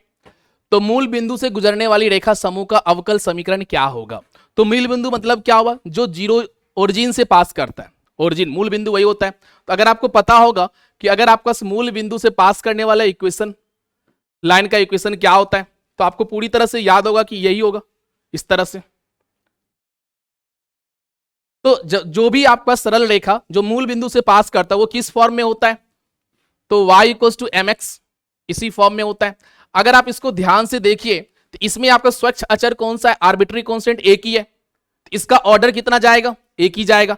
तो हमें यही इंडिकेट करता है कि आप इसको एक बार डिफरेंशिएट कर दीजिए, यानी कि dy/dx कीजिएगा इस तरफ, तो इस तरफ क्या आ जाएगा, m, x के सापेक्ष में कर रहे हैं तो m का वैल्यू। उसके बाद क्या होता है कि आप इस इक्वेशन में जो भी स्वच्छ अचर है उसको आप हटाते हैं, तो अब ये m का वैल्यू वहां पे रख दीजिएगा आप। अब जैसे ही m का वैल्यू उसमें रखिएगा तो आपके पास ये कैसा दिखेगा, तो ये कुछ आपके पास इस तरह से दिखेगा, इस तरफ तो y आ गया, m के जगह पे आप dy/dx रखोगे और इंटू x। अगर आप इसको ध्यान से देखिए तो ये आपको ऑप्शन में दिख रहा होगा, dy/dx x के साथ इज इक्वल्स टू y, तो को ऑप्शन आपका ट्रू है। तो बस इसी तरह से आपको ध्यान क्या रखना है कि मूल बिंदु से गुजरने वाली रेखा समूह क्या होगा, तो y = mx। अब यहां से हमें पता चल गया कि m को हमें एलिमिनेट करना है, तो dy/dx m आ गया, तो m के जगह पे अगेन ये रख दीजिए। जो आपका डिफरेंशियल फॉर्म में जो अवकल समीकरण होता है उसमें कोई भी स्वच्छ अचर मौजूद नहीं होता है, आर्बिट्री कांस्टेंट उसमें मौजूद नहीं होता है, तो उसी स्वच्छ अचर को आपको हटाने का जो काम है ना, इस तरह से आप करते हैं। तो अगेन आपके पास ये आपका आंसर हो जाएगा। नेक्स्ट अगर हम लोग बात करें तो यहां पे क्या दिया हुआ है क्वेश्चन, जो आपके पास पूछा हुआ क्वेश्चन, अवकल समीकरण dy/dx = √1 - y वृत्त के समूह को निरूपित करता है, जिसके लिए इस तरह से ऑप्शन है केंद्र 0,1 है और त्रिज्या आपके पास परिवर्तनशील है, केंद्र 0,-1 है और त्रिज्या आपके पास परिवर्तनशील है, त्रिज्या 1 है और केंद्र आपके पास x अक्ष पे परिवर्तनशील है, त्रिज्या 1 है और केंद्र y अक्ष पे परिवर्तनशील है। तो अगर हम लोग सबसे पहले यहां पे बात करें तो हमारे पास क्या दिया हुआ है कि dy/dx is equals to √1 - y² is equals to into x dx, sorry dx इस तरफ नहीं है, इस तरह से दिया हुआ है। तो हम लोग इसको कैसे सॉल्व करेंगे, अगर आप ध्यान से देखिए तो सबसे पहले क्या करेंगे, y पृथक्करण विधि से करेंगे। मतलब क्या हुआ कि जितने भी टर्म है y वाले dy के साथ कर दो, x dx वाले को एक साथ कर लीजिए। तो अगर आप यहां पे ध्यान से देखिए, इसको जब इस तरफ लेके आइएगा तो y upon under root of 1 minus y square dy कर दीजिएगा आप, और dx इस तरफ चला गया। अब अगर आप ध्यान से देखिए, जो हम लोग समाकलन में करते थे, क्या करते थे, तो अगर आप यहां पे वाई स्क्वायर को अगर थोड़ी देर के लिए t मान लीजिएगा तो 2y dy किसके इक्वल हो जाएगा, तो dt के इक्वल हो जाएगा। तो यहां से हमारे पास y dy की जगह पे क्या लिख सकते हैं, 1/2 dt लिख सकते हैं। तो यही चीज अब हम लोग यहां पे रख देंगे। समझ में आया? तो अब अगर आप ध्यान से देखिएगा तो ये कैसा दिखेगा आपको, ये कुछ इस तरह से दिखेगा हमें कि y dy की जगह पे 1/2 dt आ जाएगा बाहर, और ये, अच्छा उससे पहले आप इंटीग्रेशन ही करोगे ना, मतलब यहां पे पहले आप इंटीग्रेशन करिएगा। अब इसके लिए आप क्या किया, तो y dy आपका 1/2 dt आ गया, और ये 1 अपॉन क्या बन गया, under root of 1 minus y square को आपने t बोला है तो ये t आ गया इस तरफ, और इस तरफ क्या हो गया dx का, तो x प्लस c आप बोल दीजिएगा। अब अगर हम लोग नेक्स्ट आगे बढ़े, इसको और आगे बढ़ाएं, तो ये कैसा दिख रहा है आपको कि 1 upon under root of 1 minus t d t is equal to x plus c लिखा हुआ है। अब इसको तो सॉल्व आप कर ही सकते हैं कि ये क्या है, तो 1 upon minus t divide raise to the power minus half लिखा हुआ है। अगर आप ध्यान से देखिए, बहुत ही बढ़िया। अच्छा अब क्या किया जाए इसमें, जब इसको आप इंटीग्रेट कीजिएगा टी के रिस्पेक्ट में, तो ये तो आप आसानी से कर सकते हैं बिल्कुल। तो इसका क्या हो जाएगा, हाफ यहां पे आ जाएगा, और यहां पे जो है आप इस चीज को तो आप बिल्कुल जैसे कि आपने माइनस हाफ ऊपर कर दिया है ऊपर ले जाके, तो अब ये क्या हो जाएगा 1 minus t raise to the power minus half लिखिएगा। तो अब अगर आप इसको इंटीग्रेट कीजिएगा, समाकलन निकालिएगा, तो 1 माइनस टी का power minus half plus 1 divided by minus half plus 1, और इस तरफ आपका x प्लस सी लिखा हुआ है। तो अगर आप इसको ध्यान से देखें तो ये तो हाफ ही है। अच्छा यहां पे माइनस लगा हुआ है तो बाहर में एक और माइनस आप लगाना पड़ेगा बिल्कुल। तो अगर आप ध्यान से ये हाफ कैंसिल आउट हो जाएंगे, तो बचेगा क्या हमारे पास, minus of 1 minus t power में 1 upon minus half plus 1 half आ जाएगा x प्लस सी। अब दोनों ही तरफ आप वर्ग कर दो, जैसे ही वर्ग कीजिएगा तो ये आपको क्या दिखेगा, तो जैसे ही आप वर्ग करोगे तो इस तरफ तो आपके पास जस्ट ये माइनस पॉजिटिव बन जाएगा, ये आपका 1 minus t is equal to x plus c का स्क्वायर हो जाएगा। और टी किसको आपने माना था, तो ये आप देख सकते हैं वाई स्क्वायर को हम लोगों ने टी बोला था, तो यहां से 1 माइनस वाई स्क्वायर बोल दीजिएगा, और इसको आप क्या लिखिएगा, एक्स स्क्वायर प्लस सी स्क्वायर प्लस 2cx लिख दीजिएगा। अब इस सभी टर्म को उस तरफ लेके जाओगे तो ये क्या दिखेगा आपको, x square plus y square plus 2cx, और ये इस तरफ आएगा तो माइनस, उससे पहले सी स्क्वायर माइनस 1 इक्वल टू 0। तो ये आपको क्लियर दिख रहा होगा, एक सर्कल लिखा हुआ है या वृत्त इस तरह से। तो अब इस सर्कल का सेंटर, और क्योंकि आपको ये पता होता है, क्या पता होता है कि जनरल इक्वेशन जो आपका होता है x square plus y square plus 2gx plus 2fy plus c is equal to 0।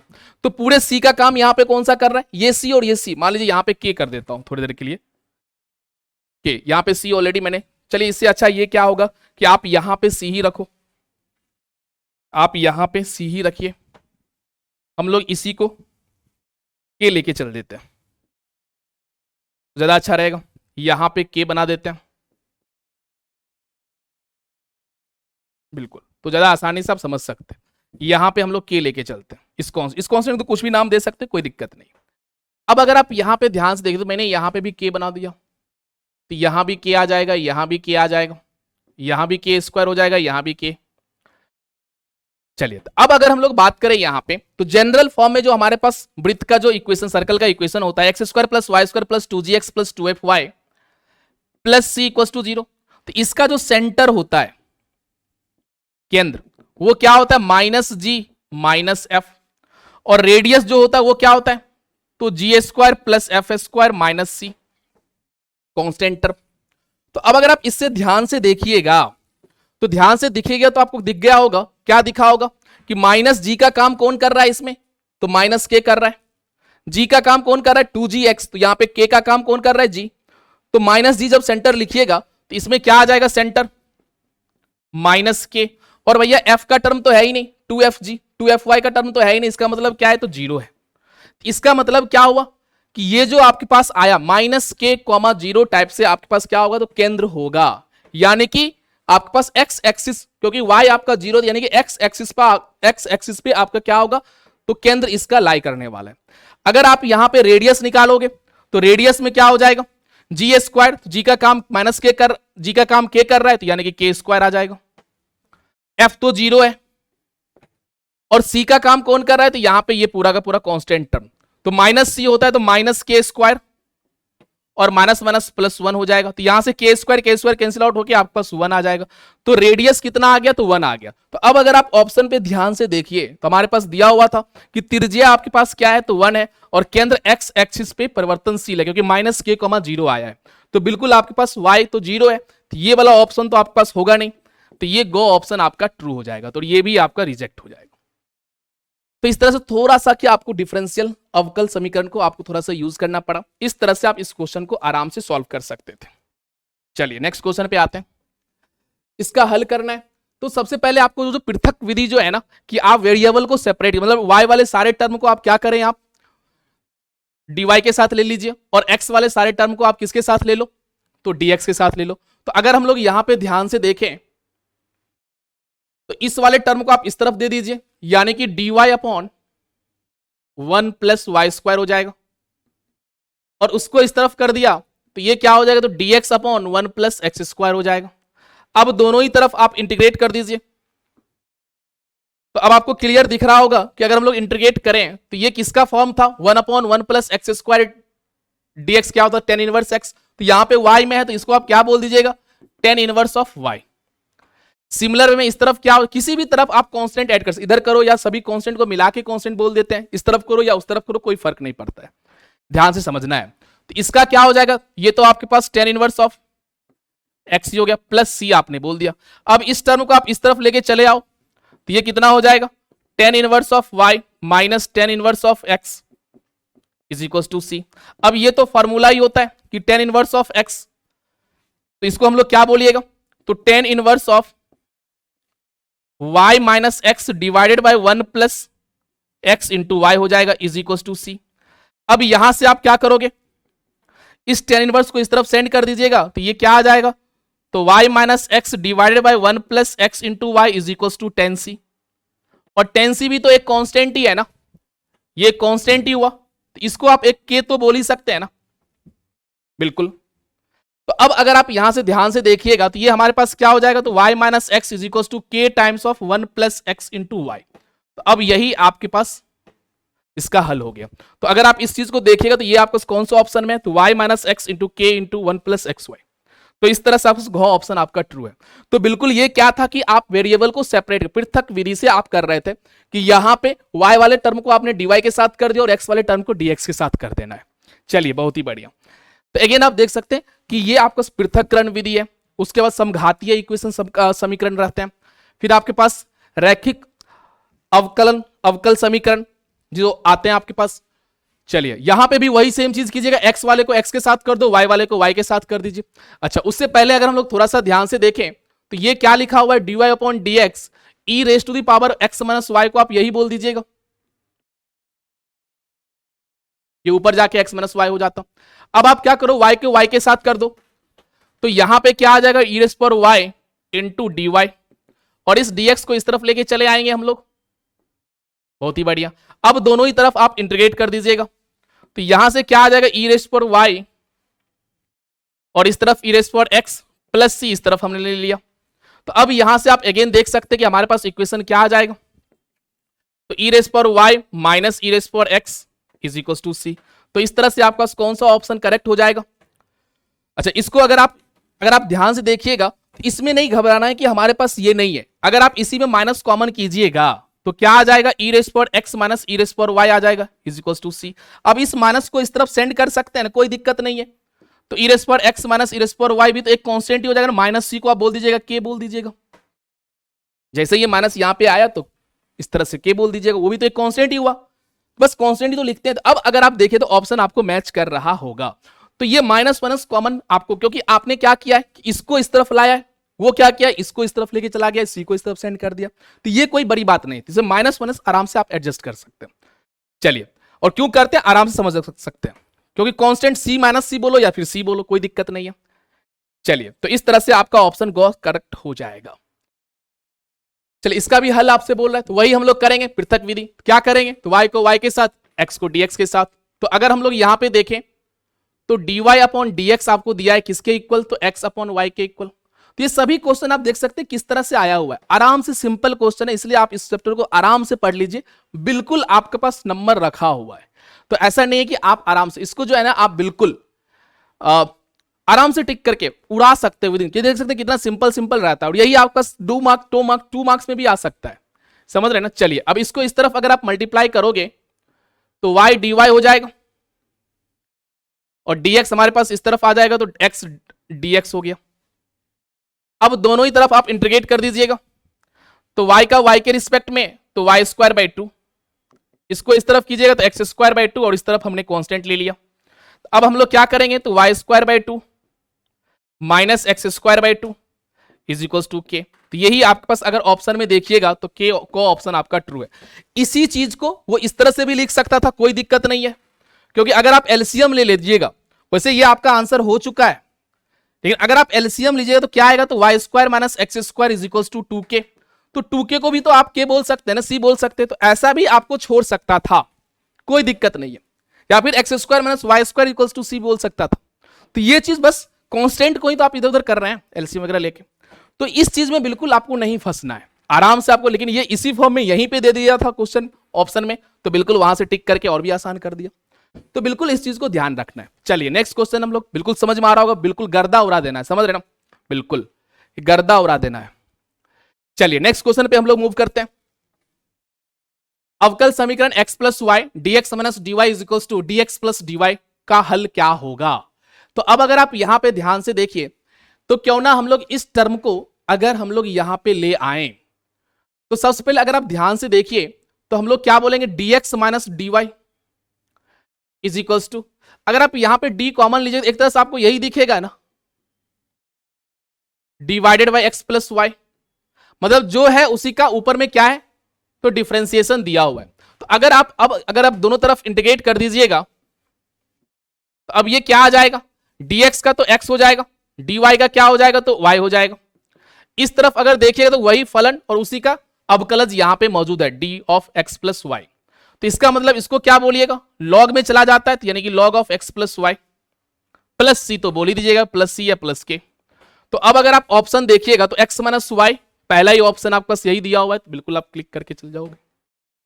तो इस तरह से अगेन देख सकते, बस प्रोसेस समझते जाइए, बिल्कुल आप फटाफट उड़ाइएगा, बहुत ही सिंपल सा क्वेश्चन रहता है, आराम से मार्क्स उठाओ। 4 से 5 क्वेश्चन तो फिक्स हैं आपका ऑब्जेक्टिव में रहेंगे ही रहेंगे, और आराम से आप देख सकते हैं 10-10 सेकंड करने लगने वाला क्वेश्चन है।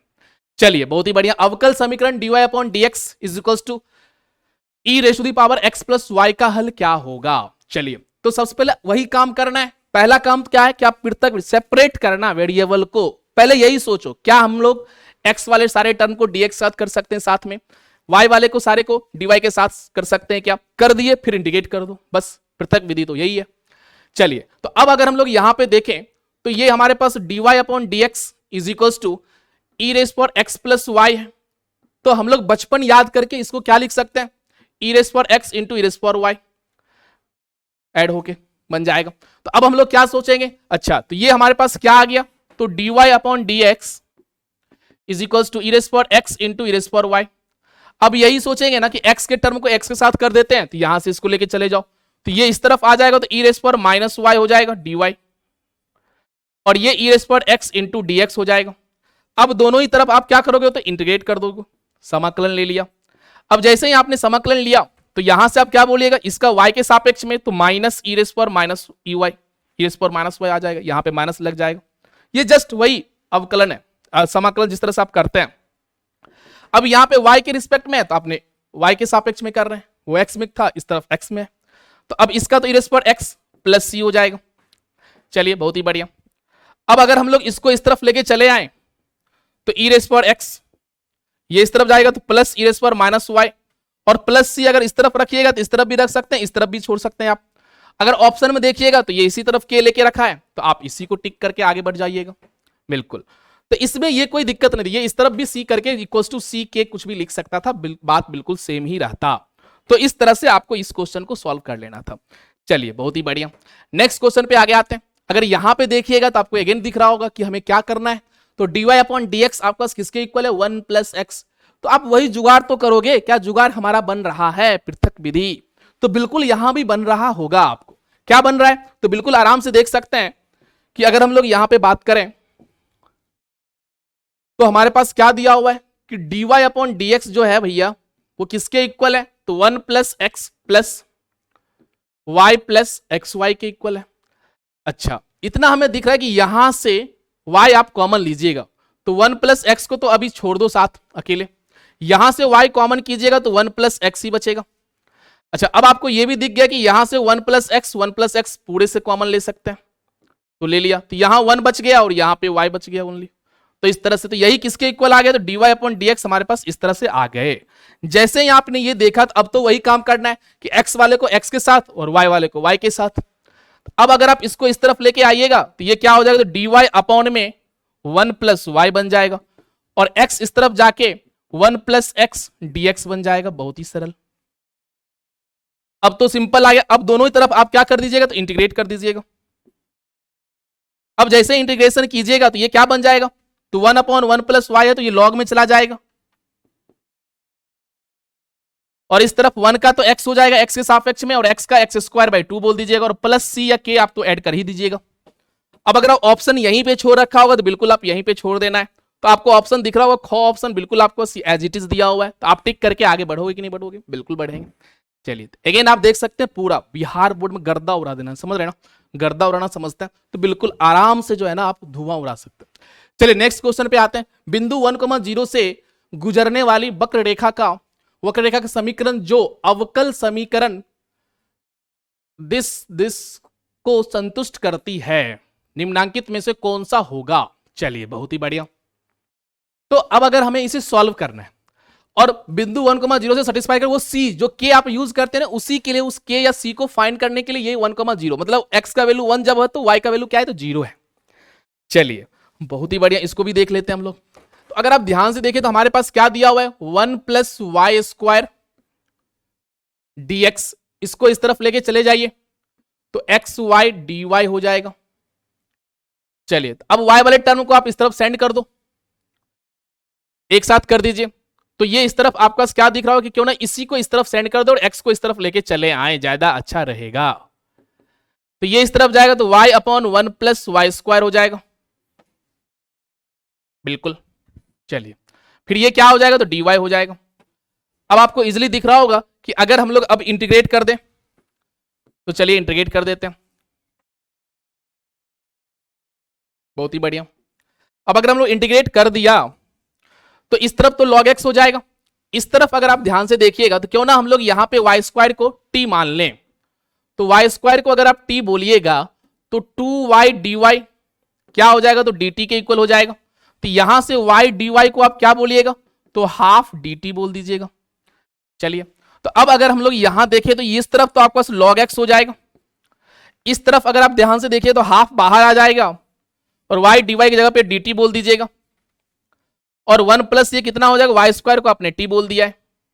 तो अब अगर आप इसको देखिएगा तो 1 log of 1 plus t plus c तो बोल ही दीजिएगा। अब t में तो छोड़ेंगे नहीं, किस में छोड़ेंगे आप,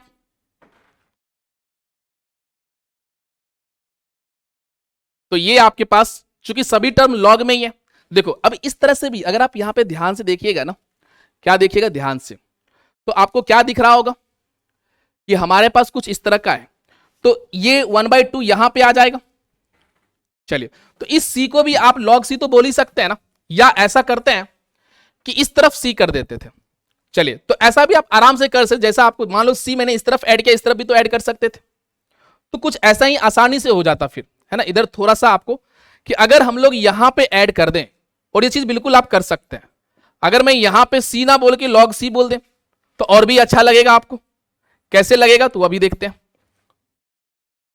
तो log c plus log x क्या हो जाएगा, log xc हो जाएगा, बहुत ही बढ़िया। और इस तरफ क्या आ जाएगा, तो log ऑफ ये 1 प्लस यानी कि under root of 1 plus t बन जाएगा। चलिए बहुत ही बढ़िया, सही है। तो अब अगर हम लोग बात करें यहां पे, तो log log डायरेक्ट आप बोल दीजिएगा ना कि x c is equal to under root 1 plus t square. अब अगर आप स्क्वायरिंग बोथ साइड कीजिएगा तो x square c square equal to क्या आ जाएगा, 1 plus t square, sorry t था ओनली, 1 प्लस टी, और टी किसको माने थे आप, वाई स्क्वायर को। तो अब यहां जो है आपके पास x square c square is equal to 1 plus y square इस तरह से आ गया है। तो अब हमारे पास एक चीज और बोल रहा था, इसको अगर आप ध्यान से देखिए, चलिए इसमें पेज नहीं है, तो हमारे पास सी को फाइंड करने के लिए एक रिलेशन दिया हुआ था 1,0 से भी ये संतुष्ट करता है, सेटिस्फाई करता है। तो अब सी को वहीं से निकाल लेते हैं। तो चलिए हम लोग नेक्स्ट पेज में कर लेते हैं कि हमारे पास क्या आया है, तो x square c square is equal to 1 plus y square आया है। तो ये किस 1,0 से संतुष्ट करता है, इसका मतलब एक्स जगह पे 1 रखो तो 1 इंटू सी आ जाएगा, और y के जगह पे 0, तो यानी कि 1 प्लस 0, तो यानी कि c का वैल्यू क्या आ गया, तो 1 आ गया। तो अब आप यहां पे क्या बोलिएगा, जब 1,0 को संतुष्ट करता है, ये क्या हो गया, तो x square is equal to 1 plus y square. तो यहां से अब क्या आ जाएगा, तो x square minus y square is equal to 1 बोल दीजिएगा, तो यही आपके पास आंसर हो जाएगा।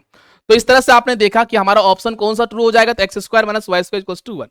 कैलकुलेशन मिस्टेक बिल्कुल माइनस प्लस का आपके पास नहीं होना चाहिए, आपसे बिल्कुल नहीं होना चाहिए, समझ रहे ना। कैलकुलेशन मिस्टेक्स में हो सकता है तो फिर आप उसको जरूर रेक्टिफाई कर लें।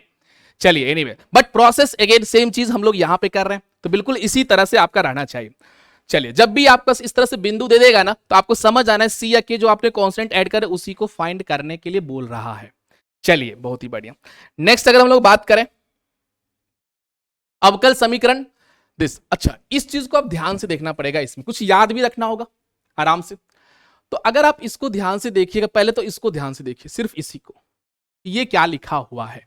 अगर थोड़ी देर के लिए मान लीजिए आपको कभी ऐसा दिख जाए कि x d y plus y d x, तो इसको आप क्या बोलिएगा, कि आप इसको यही बोल सकते हैं क्या, d x y u into we.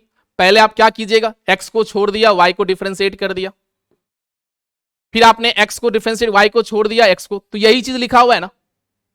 तो इस चीज को ध्यान रखना है कि ये भी काफी यूज हो जाता है, समझ में आया। तो अब मैं इसको हटा देता हूं। चलिए सिमिलर वे में अगर आप इसको भी ध्यान से देखिए, तो ये क्या लिखा हुआ है, x d y minus y d x. अगर मान लीजिए इस तरह से लिखा हुआ है, तो डिवाइडेड बाय अगर आप वाई स्क्वायर कर दिया, तो इसमें आपको दिख रहा होगा कि ये क्या लिखा हुआ है। अगर सिंपली यही देखें तो ये क्या लिखा हुआ है, पर यहां पे आप एक्स स्क्वायर कर लीजिए, तो आपको ये दिख रहा होगा कि differentiation of y by x ही तो लिखा हुआ है अवकलज ऑफ।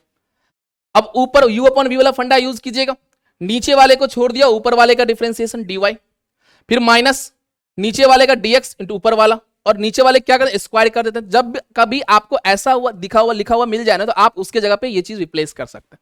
फिर जैसे आप इंटीग्रेशन कीजिएगा तो अंदर वाला सिर्फ वाई अपॉन एक्स आ जाएगा। तो ये चीज बिल्कुल ध्यान रखना है। अगर इसी में मान लीजिए आपके पास नीचे में वाई स्क्वायर भी हो सकता था, तो y by x, x by y था, हो जाता। तो ये चीज थोड़ा सा मैनिपुलेशन आपको ध्यान रखना है। अगर आप इसको ध्यान से देखिएगा ना, तो ये क्या लिखा हुआ है, तो ये जो आपके पास लिखा हुआ है, ये differential of ten inverse of, यहां पे x ऊपर में है, इसका मतलब क्या हुआ, यानी कि y पहले कर रहा है, माइनस बीच में, यानी कि y बाई एक्स ही लिखा हुआ है। अगर आप इसको ध्यान से, अब इसको डिफरेंशिएट कीजिए तो क्या आएगा आपको, सिर्फ मैं इसको दिखा रहा हूं अभी समझने के लिए, इसको भी याद रखना है, इसको भी याद रखना है। और इस तरह का जब भी सिचुएशन बना तो यहां भी आप देख सकते हैं। तो पहले तो आप 1 अपॉन 1 प्लस एक्स स्क्वायर यानी कि y square by x square कीजिएगा, फिर वाई बाई एक्स का वही चीज, तो पहले आप x into d y minus y into d x, और नीचे में क्या रहेगा, तो एक्स स्क्वायर आ जाएगा। ध्यान से समझिए। अब ये एक्स स्क्वायर ऊपर जाके एक्स स्क्वायर कैंसिल आउट कर देगा तो बचेगा क्या? तो x d y minus y d x upon, यहां जब एलसीएम लीजिएगा तो y square plus x square, तो यही आया कि नहीं आया? तो अगेन आप समझ सकते हैं कि हमारे पास क्या है, तो इस चीज को भी आपको ध्यान रखना है। चलिए मैं अच्छे से लिख देता हूं कि अगर आप differential of ten inverse of y by x देखिएगा तो ये क्या दिखेगा? तो ये आपके पास यही चीज आ जाएगा कि x dy minus y d x upon x square plus y square. Clear? इस चीज को भी आप ध्यान रख सकते हैं, लेकिन जो मैंने प्रोसेस बताया उससे तो आपको ध्यान आ ही जाएगा, नहीं भी याद रखोगे तब भी आपको क्लिक कर जाएगा। ऑप्शन में भी देखिएगा तो कुछ इसी तरह से। तो अब अगर आप ध्यान से देखिएगा तो जब आप यहां पे इसको क्या लिखिएगा, चलिए अब हम लोग आते हैं क्वेश्चन पे। चलिए क्वेश्चन यहां पे पेज नहीं है, तो अगर हम लोग यहां पे बात करें तो पहले तो आप सीधा इस चीज को क्या लिखिएगा, मैं यहां पे लिख रहा हूं कि x d x plus y d Y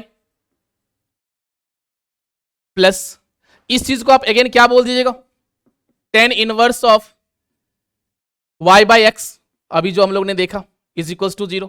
अब दोनों ही तरफ आप इंटीग्रेट कर दीजिए सभी टर्म को, क्योंकि एक्स डी एक्स का तो इंटीग्रेशन तो कर ही सकते हैं, वाई भी डी वाई के साथ इंटीग्रेशन तो कर ही सकते हैं, और यहां तो इंटीग्रेशन आसान ही डायरेक्ट यही निकल के आ जाएगा। तो अब अगर आप ध्यान से देखिएगा तो ये क्या बन जाएगा आपको, एक्स डी एक्स क्या हो जाएगा, तो x square by 2, y d y क्या हो जाएगा, तो वाई स्क्वायर बाई 2, और ये तो एज इट इज बाहर आ जाएगा, यानी कि tan inverse of y by x, और प्लस सी तो कर ही दीजिए, इसी को इस तरफ भेज दिया या इस तरफ ही रखो, कोई दिक्कत नहीं है। तो अब अगर आप ध्यान से देखिएगा तो हमारे पास इसका सॉल्यूशन क्या हो जाएगा, तो यहां पे बिल्कुल y बाई एक्स है, यहां पे x बाई वाई था, तो ये घ ऑप्शन आपका ट्रू हो जाएगा। इक्वल्स टू 0 सभी में लगा लीजिए आप, c को इस तरफ रखो या उस तरफ रखो कोई फर्क नहीं पड़ता है, माइनस सी भी तो सी रहेगा, तो बिल्कुल आप बस इस तरह से। तो समझ में आ गया कि क्या हमें करना है, बिल्कुल। तो ये थोड़ा सा अच्छा था, थोड़ा सा अच्छा कि आप इस टर्म को इस तरह जो है ना, इस चीज को आपको ध्यान रखना है। क्लियर है? चलिए बहुत ही बढ़िया, तो यही आपका आंसर हो गया घ। चलिए नेक्स्ट क्वेश्चन पे मूव करते हैं। तो अब जो आपके पास इक्वेशन है वो किस फॉर्म में दिया हुआ है, तो अगेन आप देख सकते हैं कि इसमें भी आप वही पृथक्करण विधि कर सकते हैं कि y का टर्म y के साथ और x का टर्म x dx के साथ कर देते हैं। तो अगर आप यहां पे ध्यान से देखते cot y इस तरफ आएगा तो dy upon cot y is equals to dx upon x हो जाएगा। अब अगर आप यहां पे ध्यान से देखिएगा तो ये क्या हो जाएगा, टेन वाई डी वाई, और ये आपका dx अपॉन x। अब दोनों ही तरफ इंटीग्रेट कर सकते हैं क्योंकि x का टर्म x के dx के साथ और y का टर्म dy के साथ आ चुका है। अब 10y का 10x का आपका समाकलन आपको याद होगा कि 10x का समाकलन क्या होता था, log ऑफ sec x, तो आप यहां भी लग सकते हैं log ऑफ sec x ना हो के y में है तो y sec y बोल दीजिएगा। इस तरफ आपके पास क्या आ जाएगा, तो log ऑफ x, और इस तरफ क्या आ जाएगा, प्लस c बोल सकते हैं या log c बोल दे, ज्यादा अच्छा रहेगा तो log c ही बोल देते हैं।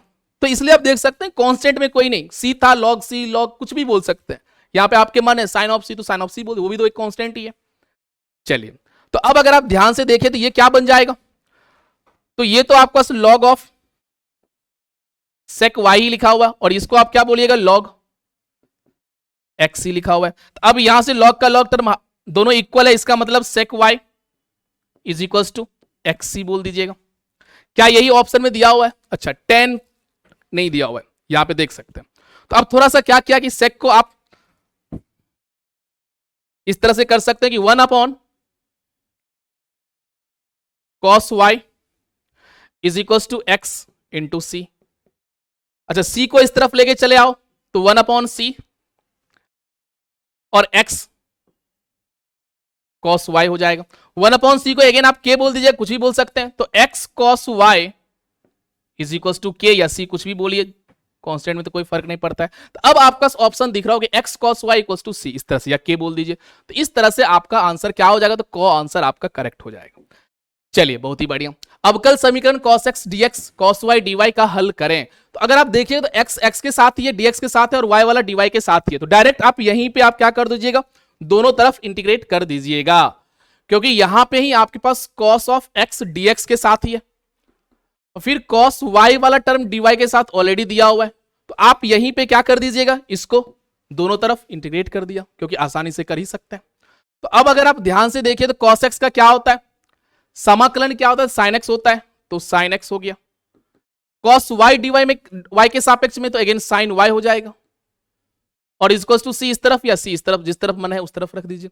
तो ये आपको क्लियर दिख रहा होगा कि हमारे पास ऑप्शन कौन सा है, पहला sin x, लेकिन यहां पे cos y, दूसरा आपके पास sin x plus sin y equals to, तो बिल्कुल इस तरह से ख ऑप्शन आपका ट्रू हो जाएगा। तो बिल्कुल आप आराम से देख सकते हैं कितना आसान सा क्वेश्चन रहता है, आराम से बस आपको उड़ाना है, बिल्कुल कोई घबराहट, बेचैनी, फरफराहट आपको नहीं होना चाहिए। क्लियर है? चलिए बहुत ही बढ़िया। अब यहां पे जो है आपके पास जो समीकरण है यहां पे दिया हुआ, इसमें क्या पूछ रहा है कि अवकल समीकरण इसका जो है उसका समाकलन गुणांक, इंटीग्रेटिंग फैक्टर क्या होगा, ये आपसे पूछ रहा है। तो इंटीग्रेटिंग फैक्टर आप याद करो, रैखिक जो फर्स्ट ऑर्डर का प्रथम कोटि का रैखिक अवकल समीकरण जो होता था, किस फॉर्म का होता था, तो dy अपॉन dx प्लस यहां पे p कोई फंक्शन फलन x के टर्म में into y is equal to qx, q कोई फंक्शन है। तो जब भी इस फॉर्म का रहता है तो इसी को हम लोग क्या बोलते हैं, इसी को बोलते हैं कि ये आपका first order linear differential equation है, यानी कि प्रथम कोटि रैखिक अवकल समीकरण है। इसका हल किस तरह से निकालते हैं, तो सबसे पहला काम क्या होता है इसमें कि हम लोग यहां पे समाकलन गुणांक यानी इंटीग्रेटिंग फैक्टर निकालते हैं, जिसको IF से बोलते हैं। वो क्या होता है, तो e raise to the power p dx कर देते हैं, क्योंकि p ऑलरेडी आपके पास किसका फलन होता है, किसके, x के ही टर्म में रहता है। तो ये आप इंटीग्रेटिंग, अब इसका जो सॉल्यूशन हल होता है वो हल क्या होता है या सॉल्यूशन, तो y into integrating factor is equals to समाकलन ऑफ जो qx है और उसको फिर इंटीग्रेटिंग फैक्टर से मल्टीप्लाई कर दीजिए और x के सापेक्ष में ये निकाल लीजिए, तो यही हल हो जाता है। तो बिल्कुल ये चीज काफी यूज करेंगे, तो इसलिए अभी मैं यहां पे लिख दे रहा हूं कि इसका सॉल्यूशन इस तरह से निकाला जाएगा और इसका जो समाकलन गुणांक है वो आपके पास ये हो गया। तो काफी क्वेश्चन इससे पूछे जाते हैं।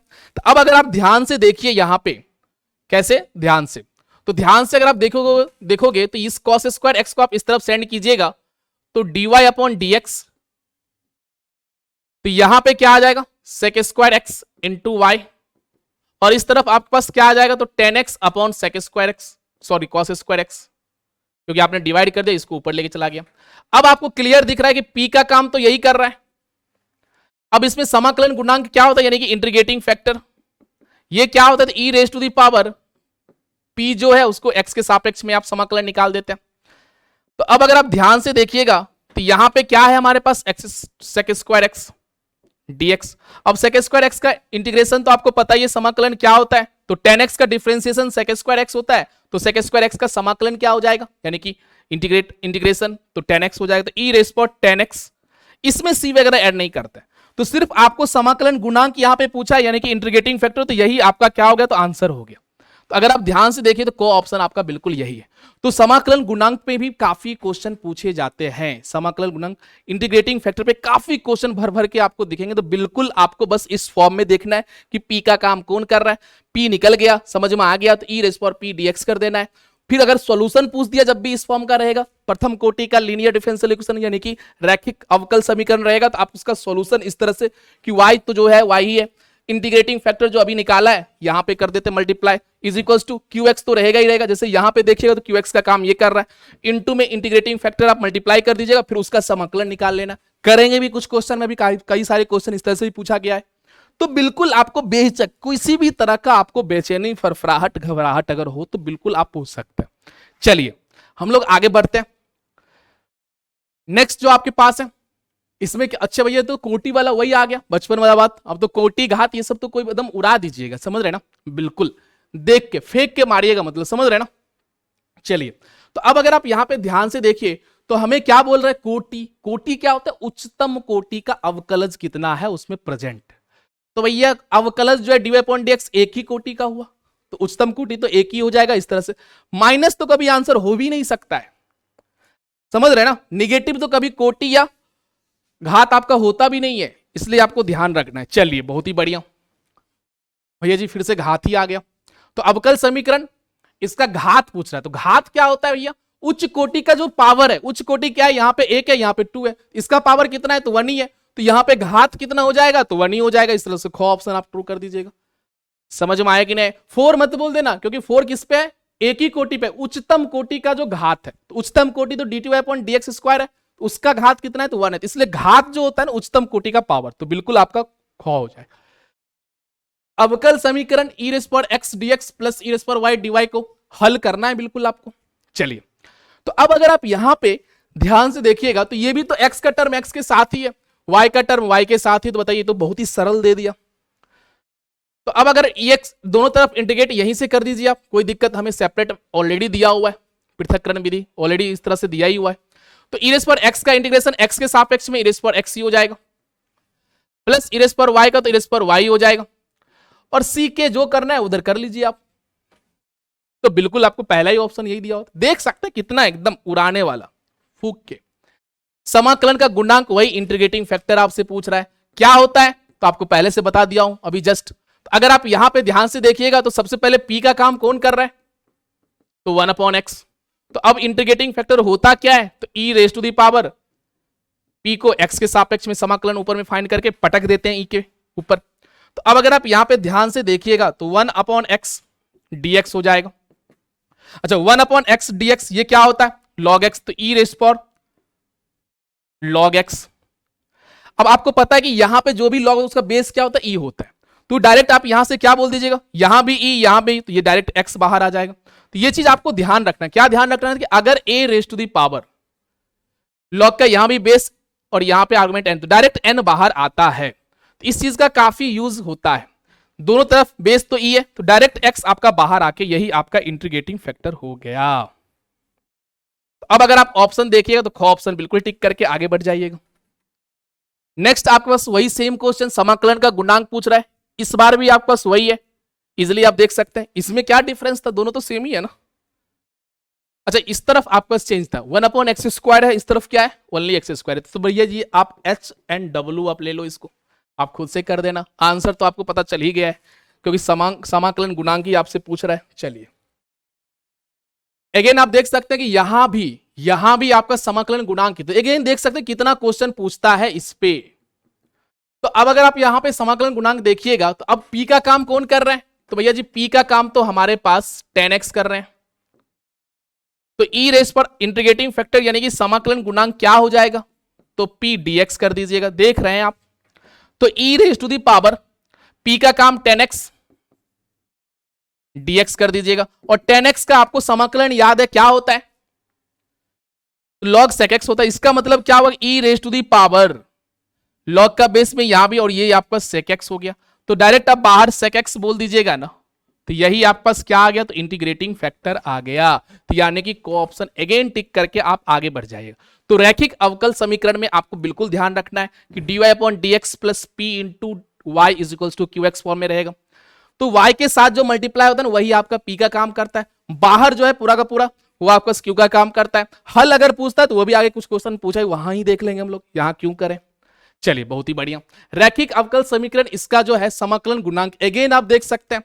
तो अब तो भैया आज ये आपके लिए ये काफी आसान हो गया होगा, p का काम यही कर रहा है। तो अब यहां से समाकलन गुणांक क्या हो जाएगा, तो e⁻p dx, तो e sec² dx। तो अब sec² का समाकलन क्या होता है, तो 10x, तो e⁻10x ही अगेन आपके पास आ जाएगा। तो बिल्कुल आपका ख ऑप्शन इस बार आपका ट्रू है। तो सेम क्वेश्चन था, अगेन आप समझ सकते हैं। चलिए, अगेन भैया जी हमारा पुराना दोस्त कोटि आ गया। अब कोटि को बताइए, कोटि क्या होता है, उच्चतम कोटि। उच्चतम कोटि हाईएस्ट ऑर्डर डेरिवेटिव क्या इन्वॉल्व है, यहाँ पे dy/dx²।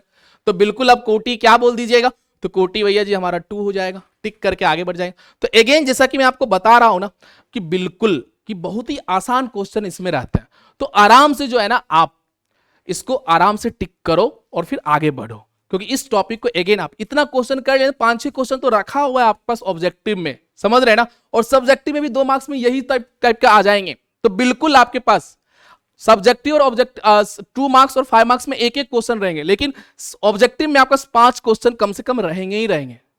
तो अगेन आप समझ सकते हैं कितना आसान कोटि घात, ये सब बताइए कितना टाइम लगेगा आपको टिक करने में। तो बिल्कुल इसलिए आप इसको पढ़ो और फटाफट एग्जाम में 90 प्लस का जो टारगेट है हमारा बिल्कुल अचीव होना चाहिए, इसमें किसी तरह का संकोच नहीं होना है, समझ रहे ना, पूरा जोश हाई रख के सभी लोगों का 90 प्लस होना चाहिए। चलिए बहुत ही बढ़िया। अब जो नेक्स्ट हम लोग पढ़ेंगे इसके बाद वेक्टर 3D, उसमें वेक्टर से बहुत क्वेश्चन आते हैं ऑब्जेक्टिव, 12 से 13 क्वेश्चन कम से कम रहेंगे आपके, और 3D से भी कम से कम 6-7 क्वेश्चन रहेंगे। समझ सकते हैं आपको 85 क्वेश्चन तो करना है ऑब्जेक्टिव में, 100 क्वेश्चन दिया रहता। मैं आपको एक स्ट्रेटजी वीडियो भी बना के दूंगा, इसमें दिखाऊंगा कि किस तरह से हमें किस किस टॉपिक को लास्ट मिनट में आपके पास कवर करना है। समझ में आया कि नहीं आया? तो बिल्कुल आपको वो काफी एकदम जो हमारा टारगेट है 90 प्लस, तो भैया सबको आना है, 100 में 100 ले बहुत ही मजा आ जाएगा, समझ रहे ना, बिल्कुल। चलिए अब अगर हम लोग बात करें यहाँ पे इसका हल करना है, भैया जी हल तो कर ही देंगे, लेकिन अगर हम लोग ध्यान से देखें तो सबसे पहले ये x into d y upon d x है। तो आप सोचो क्या ये आपका प्रथम कोटि का रैखिक समीकरण नहीं है क्या, रैखिक अवकल समीकरण नहीं है क्या? तो बिल्कुल वही है। कैसे? तो अगर आपके पास दिया हुआ क्या है, तो x d y upon d x minus y is equal to x square. अगर आप x से डिवाइड कर दीजिएगा तो यहां पे क्या आ जाएगा, d y upon d x, यहां पे -1 अपॉन एक्स इंटू वाई, और इस तरफ तो x बन गया। अब इजिली आप देख सकते हैं कि ये किस फॉर्म में आ चुका है आपका, कि वही कि d y upon d x plus p into y is equal to q x q. तो इजिली आप यहां पे क्या देखिए कि हमारे पास p का काम कौन कर रहा है, तो -1 अपॉन एक्स कर रहा है। तो अब सबसे पहले काम हम लोग क्या करेंगे कि हम लोग समाकलन गुणांक निकालेंगे, इसमें हल करना है हमें। तो ई रेस पर माइनस बाहर कर दो 1 अपॉन एक्स डी एक्स। तो अगर आप इसको ध्यान से दें, ई रेस पर minus of ln of x, ये माइनस इस तरफ आके क्या बोल दे, ई रेस पर ln ऑफ 1 अपॉन एक्स। तो यहां भी एल ई है, यहां भी, तो डायरेक्ट ये बाहर क्या आएगा, तो 1 अपॉन एक्स बाहर आ जाएगा। ये -1 इस पे पावर चला गया, x का पावर -1, तो वो 1 अपॉन एक्स हो गया। तो अब अगर हम लोग ध्यान से देखें तो हमारे पास इंटीग्रेटिंग फैक्टर जो आया है वो क्या आया, तो 1 अपॉन एक्स आया है। अब इसका हल क्या होता है, सॉल्यूशन जो होता है, तो हल भैया जी क्या होता है, तो y इंटू इंटीग्रेटिंग फैक्टर समाकलन गुणांक IF इज इक्वल्स टू, समाकलन किसका निकालेंगे, तो q इंटू जो आपका IF आया है, तो वही इसको पहले इसके q के साथ मल्टीप्लाई कर देंगे और फिर उसका x के सापेक्ष में समाकलन निकालेंगे। तो y इंटू 1 अपॉन एक्स तो इस तरफ आ ही गया है। q हमारे पास क्या था, तो q क्या था हमारे पास, x ही था, बहुत ही बढ़िया। इंटू IF क्या है, तो 1 अपॉन एक्स आया है, ये भी बहुत ही बढ़िया। अब इसी का आपको कर दें भैया, इस तरफ तो 1 ही आ गया, तो ये आपका y बाई एक्स, ये 1 dx यानी कि x प्लस सी बोल दीजिएगा। तो अब यहां से आपको दिख रहा होगा y equals to x square plus c into x. अगर ये ऑप्शन में है तो बिल्कुल आप टिक कर दीजिएगा, c बोलो या फिर k बोलिए, तो बिल्कुल आपको दिख रहा है कि y equals to x square plus k x, यानी c बोलो या फिर k बोलो, तो बिल्कुल गो ऑप्शन आपको टिक कर देना। तो देखा आपने कि अगर आपके पास रैखिक अवकल समीकरण दिया हुआ है, लीनियर डिफरेंशियल सॉल्यूशन दिया हो, तो इसको भी आप इस तरह से आराम से सॉल्व कर सकते हैं। ये चीज बस आपको ध्यान रखना है कि कैसे हम लोग उसको हल करते हैं, जब भी आप पास इस फॉर्म में दिया हुआ मिल जाए तब। क्लियर है? चलिए बहुत ही बढ़िया। नेक्स्ट क्वेश्चन पे हम लोग मूव करते हैं। अवकल समीकरण 2y sin x into dy upon dx is equal to 2 sin x cos x minus y square cos बॉस cos। चलिए यहां पे एक ही s है cos, चलिए टाइपिंग मिस्टेक थोड़ा सा हो गया, cos x हो जाएगा यहां पे, आप इसको समझ जाएं। ये आपके पास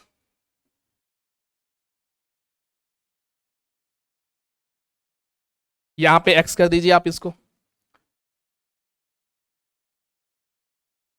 हाँ अब क्लियर है बिल्कुल। अच्छा और क्या क्या बोल रहा था, x equal to pi by 2 और y इक्वल टू 1 पे समाधान क्या होगा, बिल्कुल समाधान मतलब हल, इसका हल क्या बताइएगा। तो अगेन आप, ये भी आसान ही लग रहा है, क्या क्या कीजिएगा इसको, अच्छा इसको सबसे पहले आप इस तरफ उठा के लाइए। तो अगर आप इसको इस तरफ उठा के लाओगे तो क्या दिखेगा आपको, तो पहले तो 2y sine x dy upon dx लिखा हुआ है, बहुत ही बढ़िया। इस टर्म को आप इस तरफ लेके आइएगा तो ये क्या बन जाएगा, plus y square cos x, और इस तरफ तो भैया 2 sin x into cos x क्या होता है, तो साइन 2x ही लिख दीजिए, इतना लंबा लेके हम लोग चलेंगे नहीं। चलिए अब अगर आप ध्यान से देखोगे तो अब हमें क्या करना है, अच्छा इस टर्म से डिवाइड कर दें क्या, अच्छा उस तरफ भी y चला जाएगा तो बिल्कुल y, तो फिर इस तरफ तो हो नहीं रहा, ऐसा तो होगा नहीं कि उस तरफ y का टर्म आ जाए। तो ये आप डिवाइड तो कर नहीं सकते, मतलब लीनियर में तो नहीं जाएगा, मतलब रैखिक अवकल समीकरण में ये नहीं जा पाएगा, क्योंकि उस तरफ y आ जाए, उस तरफ पूरी तरह से q x का फलन होना चाहिए। अच्छा अच्छा अच्छा, अगर आप ध्यान से देखो तो क्या हमें ऐसा दिख गया है कि इसका डिफरेंशिएशन ही तो ये लिखा हुआ है, बिल्कुल 2y। अच्छा, तो बिल्कुल अब आपको क्लिक करेगा, क्या लिखा हुआ है कि अगर आप यहां पे y square into cos x, इसमें u इंटू वी का फंडा लगाइए तो 2y इसका आ जाएगा, क्लियर है, इंटू में कॉस एक्स, फिर वाई स्क्वायर को रहने दीजिएगा। अगर आप ध्यान से देखिए, अच्छा साइन एक्स कर देते हैं, है ना, बिल्कुल। तो यहां पे जो है ना साइन एक्स इसका नहीं है, ये किसका हो जाएगा, कॉस में नहीं रहेगा, बिल्कुल। यहां पे अगर वाई स्क्वायर साइन एक्स करें तो आपको दिख रहा होगा, पहले क्या कीजिएगा, वाई स्क्वायर का 2y, फिर sine x dy upon dx, इसका आगे इसको u इंटू वी में ले लीजिएगा। फिर अगला क्या होगा, वाई स्क्वायर साइन एक्स का क्या होगा, कॉस एक्स। तो बिल्कुल आपको दिख गया कि u इंटू वी वाला फंडा अगर लगाइएगा तो ये इसी चीज का डिफरेंशिएशन ही तो था, अवकलन। तो अब इस तरफ आपको इसलिए d into this of this कर दिया, और इस तरफ आपका साइन 2x तो है ही। अब दोनों तरफ इंटीग्रेट कर देंगे, इजिली हमारा हो जाएगा। जैसे इंटीग्रेट कीजिएगा तो ये तो बाहर से निकल के सीधा बैठ जाएगा, यानी कि y square into sign x, और साइन 2x का क्या होता था, minus of cos 2x divided by 2, और प्लस सी या के तो आप भूलेंगे नहीं, बिल्कुल। साथ ही साथ आप ये के को फाइंड करने के लिए आपके पास यहां पे कुछ टर्म दिया हुआ है, ये आपको फायदा पहुंचाएगा। कैसे कि जब आप x को पाई बाई 2 रखो, मतलब यहां पे क्या करना है कि x को पाई बाई 2 रख देना है, और y क्या मिल जाएगा आपको, तो 1 दिया हुआ है। तो क्यों ना इस चीज को अगर हम लोग देखें यहां पे, तो y के जगह पे तो 1 रख दीजिए आप, साइन एक्स एक्स जगह पाई बाई 2 ये भी 1 आ जाएगा। यहां पे जब पाई बाई 2 रखिएगा, आराम से रखिए पाई बाई 2, तो कॉस में पाई बाई 2 आएगा, यानी कि कॉस पाई बाई 2 कितना होता है, तो -1 होता है, तो माइनस माइनस प्लस 1 कर देगा, यानी कि हाफ बना देगा।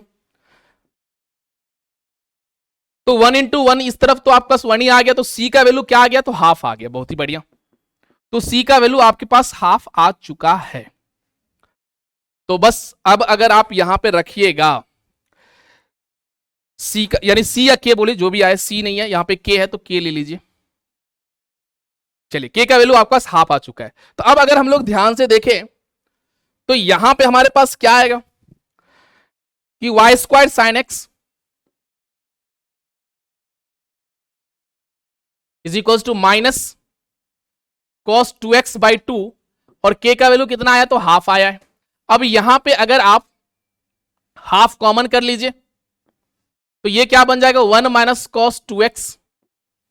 तो ये तो वही फॉर्मूला होता है ना कि 1 माइनस कॉस 2x बाई 2 क्या लिखते हैं आप, साइन स्क्वायर एक्स होता है, बिल्कुल। और इस तरफ तो आपके पास y square into sign x तो है ही।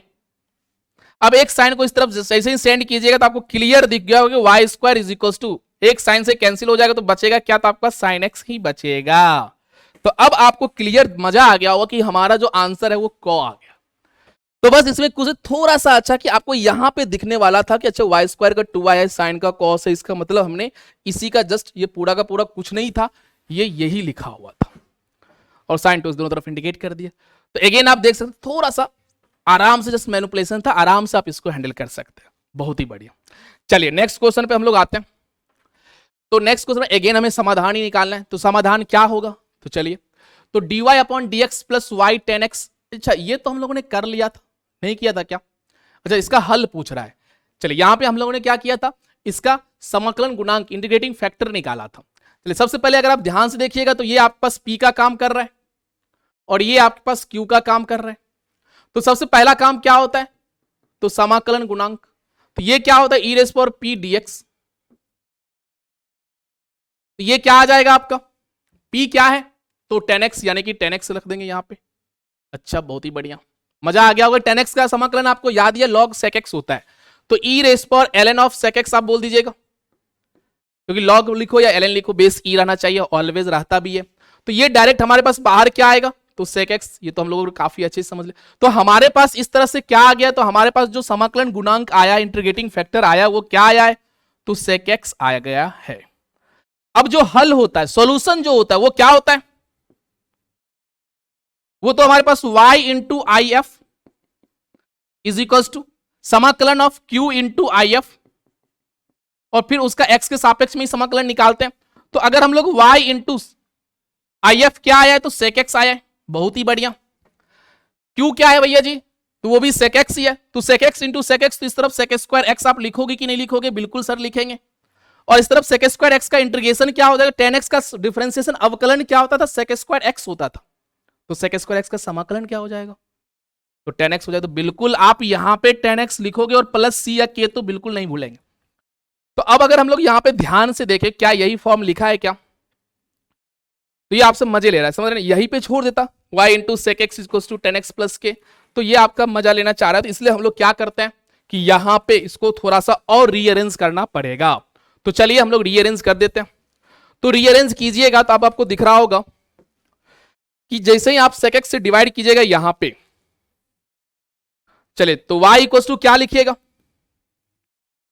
सेक एक्स से डिवाइड होगा तो tan x upon sec x, एक सेकेंड,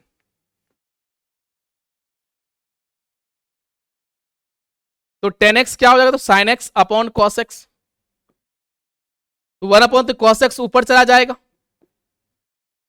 अच्छा के बाई सेक नीचे आएगा, यानी कि के इंटू कॉस एक्स हो जाएगा।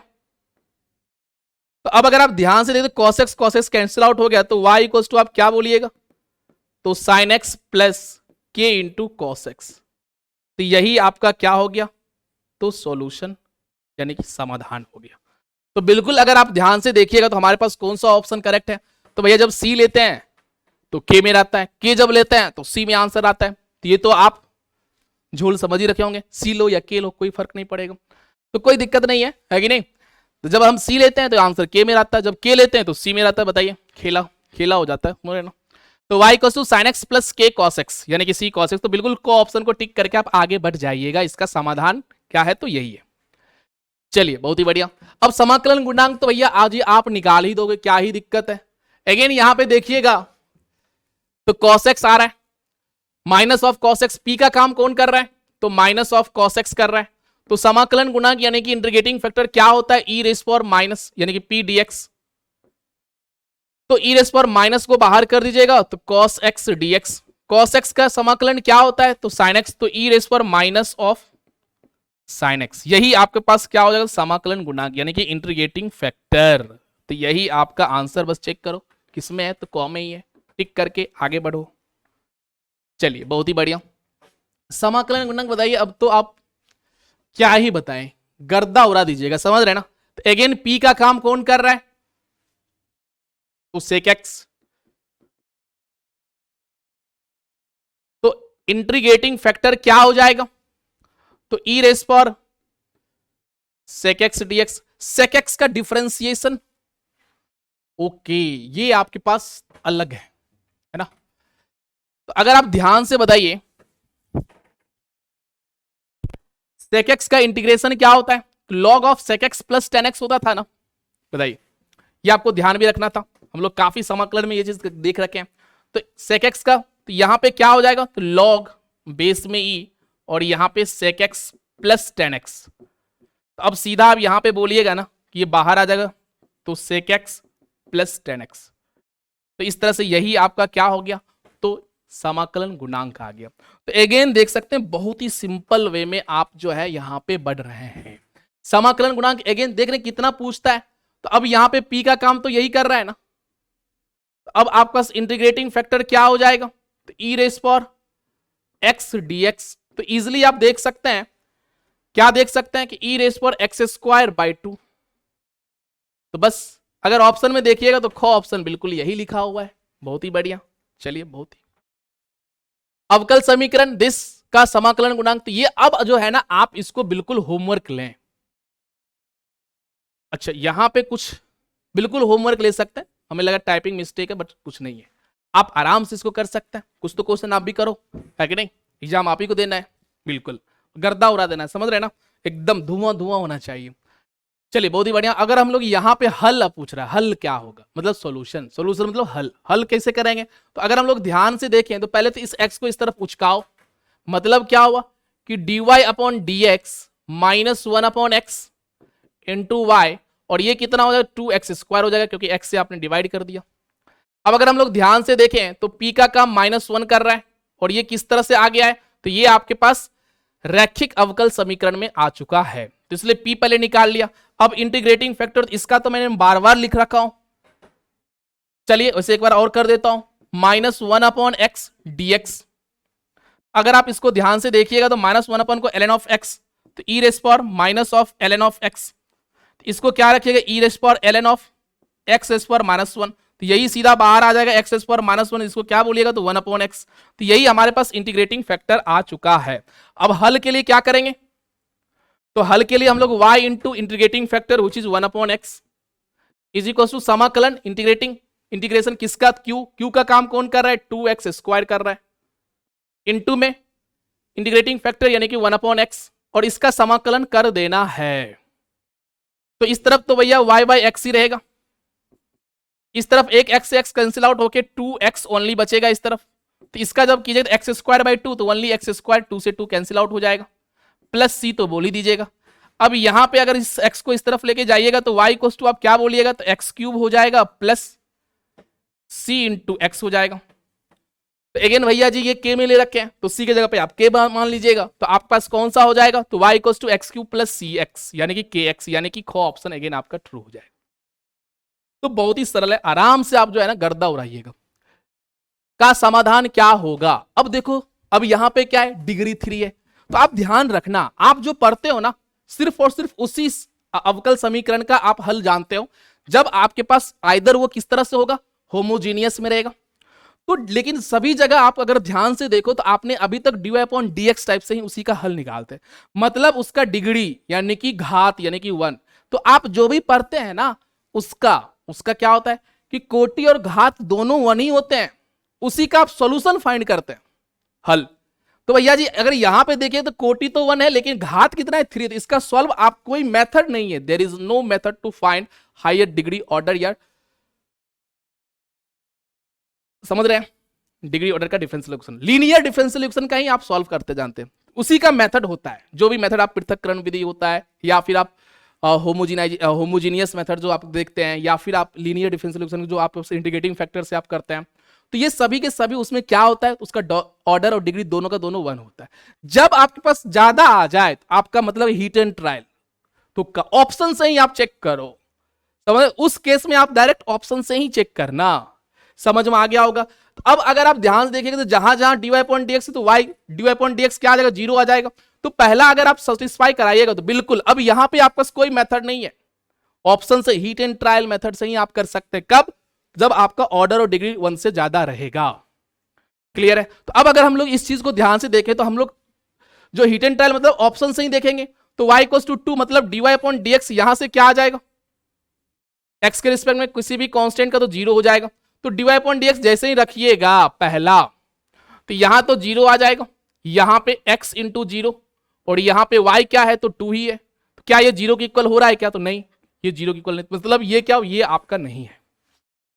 अब इस पे आ जाइए तो 1 बाय 1 ऐसे तो आपको दिख जाएगा फटाफट, क्योंकि सिंपल ये आराम से फटाफट, मैं तो आराम से बता रहा हूं लेकिन आपको जल्दी जल्दी कर लेना, बिल्कुल टाइम नहीं लगाइएगा। तो अब यहां पे अगर y इक्वल 2x है तो dy अपॉन dx क्या हो जाएगा तो 2 हो जाएगा। तो अब अगर आप इसको देखिएगा तो 2 का क्यूब हो जाएगा क्योंकि dy अपॉन dx 2 आ चुका है, माइनस x इंटू 2 लिखिएगा, अच्छा y क्या है तो y आपके पास 2x है, तो क्या ये 0 के इक्वल हुआ, तो बिल्कुल ये भी 0 के इक्वल नहीं हुआ, इसका मतलब ये भी आपका आंसर नहीं होगा। बहुत ही बढ़िया, तो भैया जी कुछ होगा कि नहीं होगा, तो बिल्कुल होगा, क्यों नहीं होगा, अगर क्वेश्चन सही है तो बिल्कुल आंसर आएगा ही आएगा। अब हम लोग इस पे आते हैं, तो अगर y आपका 2x माइनस 4 है तो अगेन dy अपॉन dx तो यहां से क्या आएंगे तो 2 ही आएंगे, 4 का तो 0 हो जाएगा। अब इसको रखिए आप, जब इसको रखिएगा तो dy अपॉन dx अगेन 2 का क्यूब आएगा, minus x into dy upon dx again 2, और फिर y, तो y तो इस बार आपके पास 2x प्लस 4 है ना, सॉरी 2x माइनस 4 है। तो अब अगर आप ध्यान से देखो, तो ध्यान से अगर देखिएगा ना, तो आपको दिख रहा होगा ये 8, ये -4, तो 4 आ गया। क्लियर है? बिल्कुल, ये आपका 2x है, ये -2x है, तो ये भी अगेन आपका सेटिस्फाई किया कि नहीं किया बताइए? तो ये भी आपका सेटिस्फाई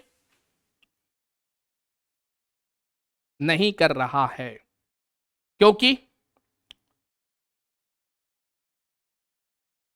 x dy/dx है ना, 2 का क्यूब है, तो यहां तो 8 आ जाएगा, 8 माइनस 4 तो 4 आ जाएगा, और ये 2x कैंसिल आउट हो गया, आपको 4 0 के इक्वल तो आया नहीं।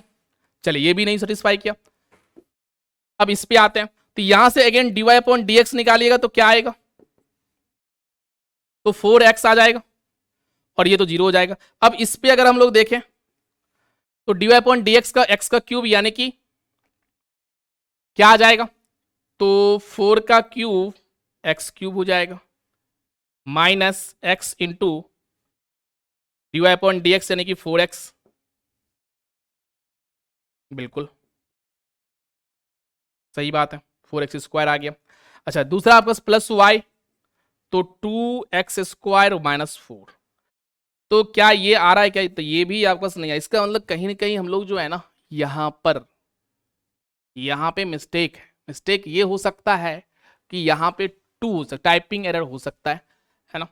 टाइपिंग एरर मान थोड़ी देर के लिए अगर मैं इसको 2 कर दूं, है ना, इसको 2 करता हूँ, मैं चेक कर लेता हूँ टाइपिंग एरर, तो चलिए सभी लोग आदमी आदमी से मिस्टेक तो हो जाता है। एनीवे, अगर हम लोग यहाँ पे थोड़ी देर के लिए अगर dy/dx का स्क्वायर लेते हैं, minus x into dy/dx plus y equal to 0, तो पहला वाला तो अभी सेटिस्फाई नहीं करेगा, क्योंकि dy/dx तो 2 का पावर 4 आएगा, और ये बचा हुआ रहेगा।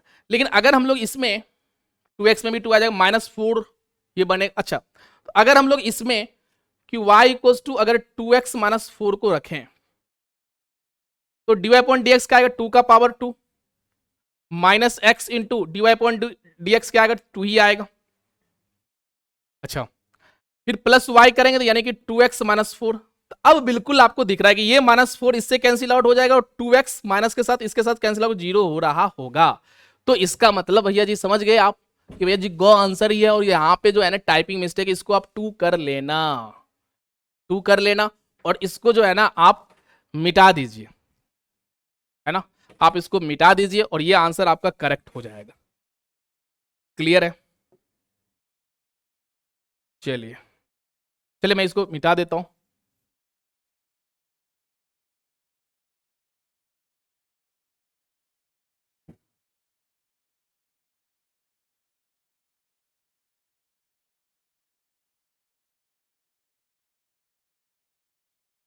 चलिए, तो सबसे पहले तो करेक्शन ये कर लेना आपको कि यहां पर आपके पास क्या है,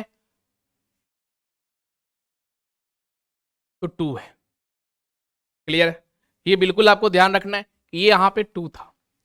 तो अब आपको बस हीट एंड ट्रायल, क्योंकि ये आपका ऑर्डर 2 में चला गया, डिग्री 2 हो गया, इसका कोई कोई आपका मेथड नहीं है, तो बस यही आपको सेटिस्फाई कर रहा होगा, तो बस यही आपका आंसर हो जाएगा। क्योंकि यहां से आप dy/dx निकालिएगा तो ये क्या आ जाएगा, तो 2 ही आ जाएगा। अब इस चीज को यहां पे रखिएगा, तो 2 का square minus x into 2 plus y के जगह पे क्या आ जाएगा, तो 2x माइनस 4, तो ये बिल्कुल आपको 0 के इक्वल आ रहा है। चलिए बहुत ही बढ़िया, इस चीज को ध्यान रखना है।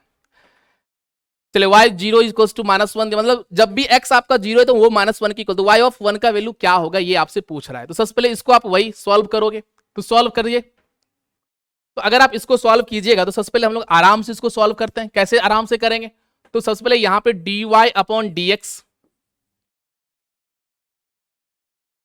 अच्छा इस टर्म को यहां पे आप डिवाइड कर दीजिए, तो -x/1 प्लस x हो जाएगा इंटू में y, और ये 1/1 प्लस x बन जाएगा। तो बिल्कुल आपके पास ये लीनियर डिफरेंशियल इक्वेशन लेकिन रैखिक अवकल समीकरण में आ चुका है। तो p का काम कौन कर रहा है यहां पे, तो p का काम -x/1 प्लस x कर रहा है। चलिए बहुत ही बढ़िया, एक पेज एक्स्ट्रा लगेगा हम लोगों को। अब अगर आप यहां पे इंटीग्रेटिंग फैक्टर निकालिएगा, तो इंटीग्रेटिंग फैक्टर के लिए पहले आप क्या कीजिएगा, e rest power minus of p को बाहर कर दीजिए, माइनस ये वाला, तो यहां पे x upon 1 plus x dx। बहुत ही बढ़िया। तो अब लोग सबसे पहले हम लोग क्या करते हैं, इसका वैल्यू निकाल लेते हैं, क्योंकि यही आएगा, माइनस से मल्टीप्लाई तो कर ही लेंगे क्योंकि थोड़ा लेंदी हो सकता है। चलिए एनीवे, तो सबसे पहले हम लोग इसका निकालते हैं कि ये वैल्यू कितना आएगा, x upon 1 plus x dx। इसको अगर देखें तो सबसे पहले क्या करेंगे, तो x प्लस 1 कर दीजिए, माइनस 1 कर दीजिए, डिवाइडेड बाय 1 प्लस एक्स तो है ही, ये तो हम लोग किए ही थे समाकलन में। तो ये क्या आ गया, 1 minus 1 upon 1 plus x dx। तो 1 का तो समाकलन x हो जाएगा, इसका जब कीजिएगा तो वो log ऑफ 1 प्लस एक्स हो जाएगा। बिल्कुल, तब यही चीज यहां पे पटक दीजिएगा ना, तो अगर आप ध्यान से देखिए तो ई रेस पर minus of x minus log 1 plus x आ गया। तो इसको आप क्या लिख सकते हैं, ई रेस पर log of 1 plus x minus x बोल दीजिएगा। अच्छा, log x ये बाहर में है, तो इस चीज को आप क्या बोलिएगा, अगर थोड़ी देर और थोड़ा सिंप्लीफाई कीजिए, आराम से करना है यहां पे, ई रेस पर log ऑफ 1 प्लस एक्स और ई रेस पर माइनस एक्स, ये है माइनस बाहर में, तो ये डिवाइड में आ जाएगा ई रेस पर एक्स, यही ऊपर जाके माइनस एक्स बन जाएगा। अच्छा, इसका वैल्यू क्या होगा, यहां पे तो ई है, तो ये डायरेक्ट आप बोलिएगा ना 1 plus x divided by e raise पर एक्स। तो यही आपका इंटीग्रेटिंग फैक्टर आ गया। बिल्कुल सही बात है, कोई कैलकुलेशन मिस्टेक नहीं है। अब हमारे पास क्या होगा, इसका सॉल्यूशन बोला है कि इसका आपको y ऑफ 1 बताइए। तो सबसे पहले हम लोग जनरल सॉल्यूशन निकाल लेते हैं। तो y into integrating factor is equals to q into integrating factor, उसका समाकलन आप कर दीजिएगा x के सापेक्ष में। तो अभी जस्ट आपने देखा कि इंटीग्रेटिंग फैक्टर क्या है, तो 1 plus x raise to the power, sorry 1 upon x e raise पर एक्स इज इक्वल्स टू, इस तरफ क्या था, Q का काम कौन कर रहा था, तो ये आपका Q का काम कर रहा है। तो 1 अपॉन 1 प्लस एक्स इंटू में IF, यानी कि 1 प्लस एक्स ई रेस पर एक्स। तो बहुत ही बढ़िया, ये भी आपका कैंसिल आउट हो गया। अगर आप ध्यान से देखिएगा तो y into 1 plus x divided by e raise पर एक्स इज इक्वल्स टू, यहां पे आपको ई रेस पर माइनस एक्स dx आ चुका है, इसका तो आप ई रेस पर माइनस एक्स इस तरह से बोल दीजिएगा। जब आप इसको इस तरफ लेके चले जाओगे तो y इंटू 1 प्लस एक्स, जब इस पर x इसमें टकराएगा तो ये क्या बन जाएगा, -1 बनेगा ओनली, और यहां पे c इंटू इरेस पर एक्स बन जाएगा। तो यही आपका जनरल सॉल्यूशन आ चुका था। अब हमारे पास एक कंडीशन दिया हुआ था कि y ऑफ 0 जो है वो -1 के इक्वल है, तो क्यों ना इस चीज को यूज कर लें। तो हमारे पास क्या है, तो y ऑफ 0 जो है वो -1 के इक्वल है। इसका मतलब जब आप x को 0 रख रहे हैं तो y हमारे पास -1 है, तो x को 0 रखो और y को -1 रखिए। तो -1 1 प्लस 0, ये तो -1 ही है, और x को जैसे ही आप 0 रखिएगा तो ये c इंटू 1 हो जाएगा। तो यहां से अगर आप ध्यान से देखिए तो -1 is equal to -1 plus c आ गया।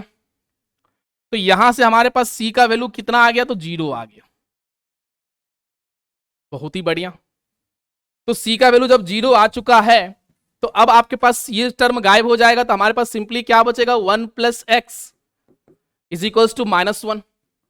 तो यहां से y का वैल्यू क्या आ जाएगा, -1 अपॉन 1 प्लस एक्स। अब हमें क्या पूछ रहा है कि y ऑफ 1 का वैल्यू क्या होगा, मतलब x जगह पे 1 रख दीजिए। तो जैसे आपके पास -1 अपॉन 1 प्लस 1 कीजिएगा तो ये -1 अपॉन 2 हो जाएगा। क्या ये हमारे पास ऑप्शन में है, -12 बिल्कुल है, तो गो ऑप्शन आपका ट्रू हो जाएगा। तो इस तरह से आप देख सकते हैं कि इजीली जो है ना हम लोग इस क्वेश्चन को भी कर ले। किस तरह से किया, तो बिल्कुल आराम से किया। बिल्कुल, चलिए बहुत ही बढ़िया। थोड़ा सा अच्छा था बट आसान था, सब्जेक्टिव में भी आ सकता है ये चीज, तो बिल्कुल आपको ध्यान रखना है। चलिए, 4 कोटि वाले किसी अवकल समीकरण के व्यापक हल में स्वच्छ अचरों की संख्या क्या होगी। अच्छा समझिएगा, जिसमें मैंने आपको बताया, क्या बोला कि स्वच्छ अचर जितने होते हैं ना उतना ही आपके पास कोटि होता है।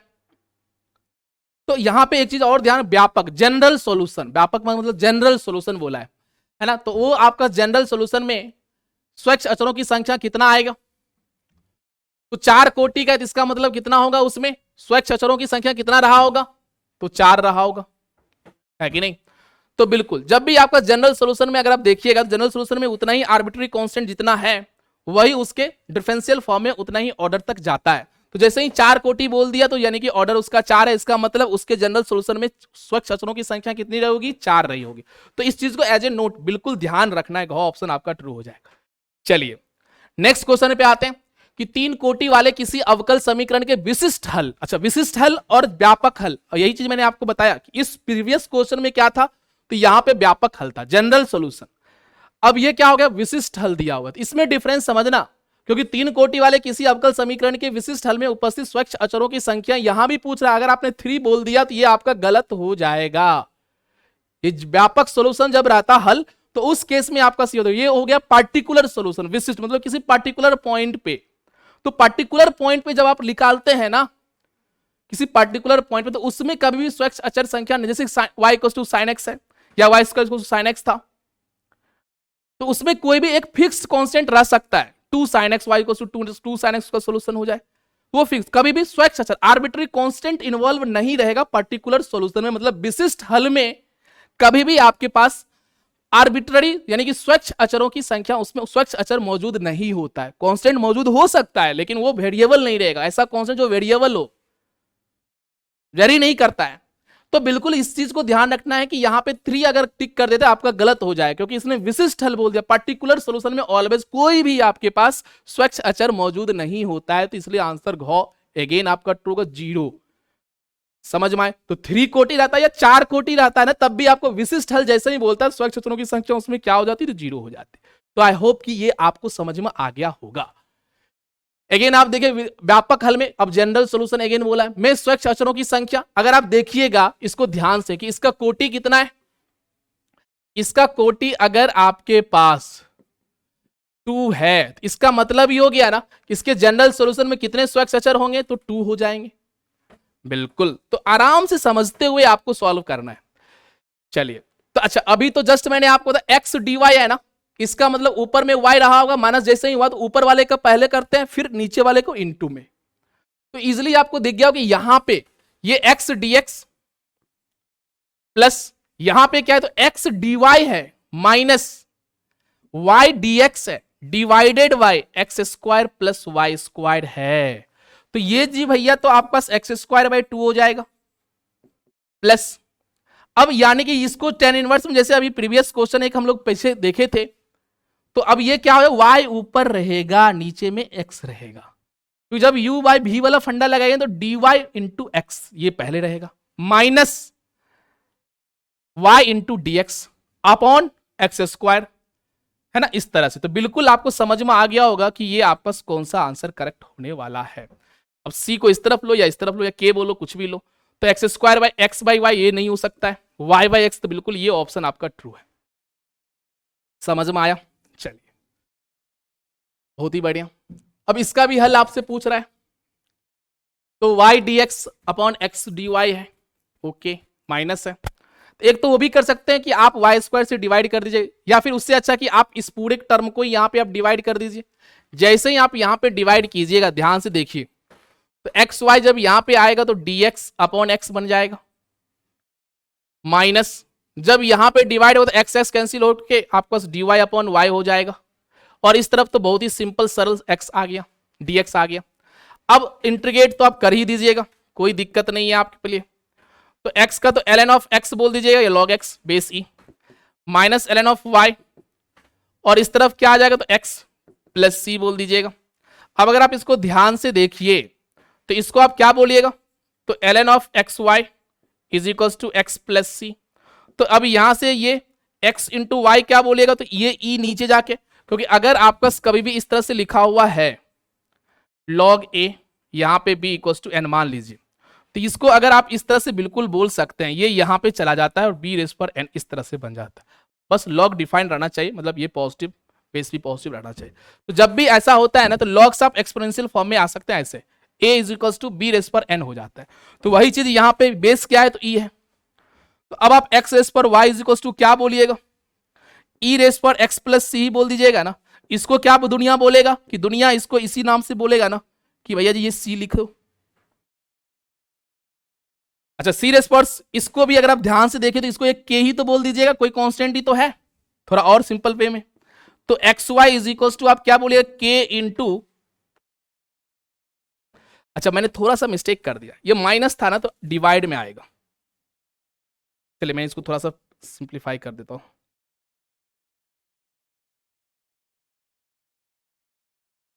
कि x अपॉन वाई बोलिएगा, तो यहां पे x अपॉन वाई किसके इक्वल होता है, इस तरह से। अच्छा इसको आप k बोल दिया तो यानी कि k इंटू ई रेस पर एक्स बोल दीजिएगा। अब ये y इस तरफ मल्टीप्लाई होके आपके पास क्या हो जाएगा, तो x इक्वल्स टू वाई के इंटू ई रेस पर एक्स, तो यही आपका सॉल्यूशन हो जाएगा। तो अब अगर हम लोग ऑप्शन देखें तो कौन सा ऑप्शन करेक्ट है। अच्छा थोड़ा सा मिस्टेक यहां भी है, इसको भी आप ध्यान से समझ जाइए कि भैया जी ये x ऊपर में है,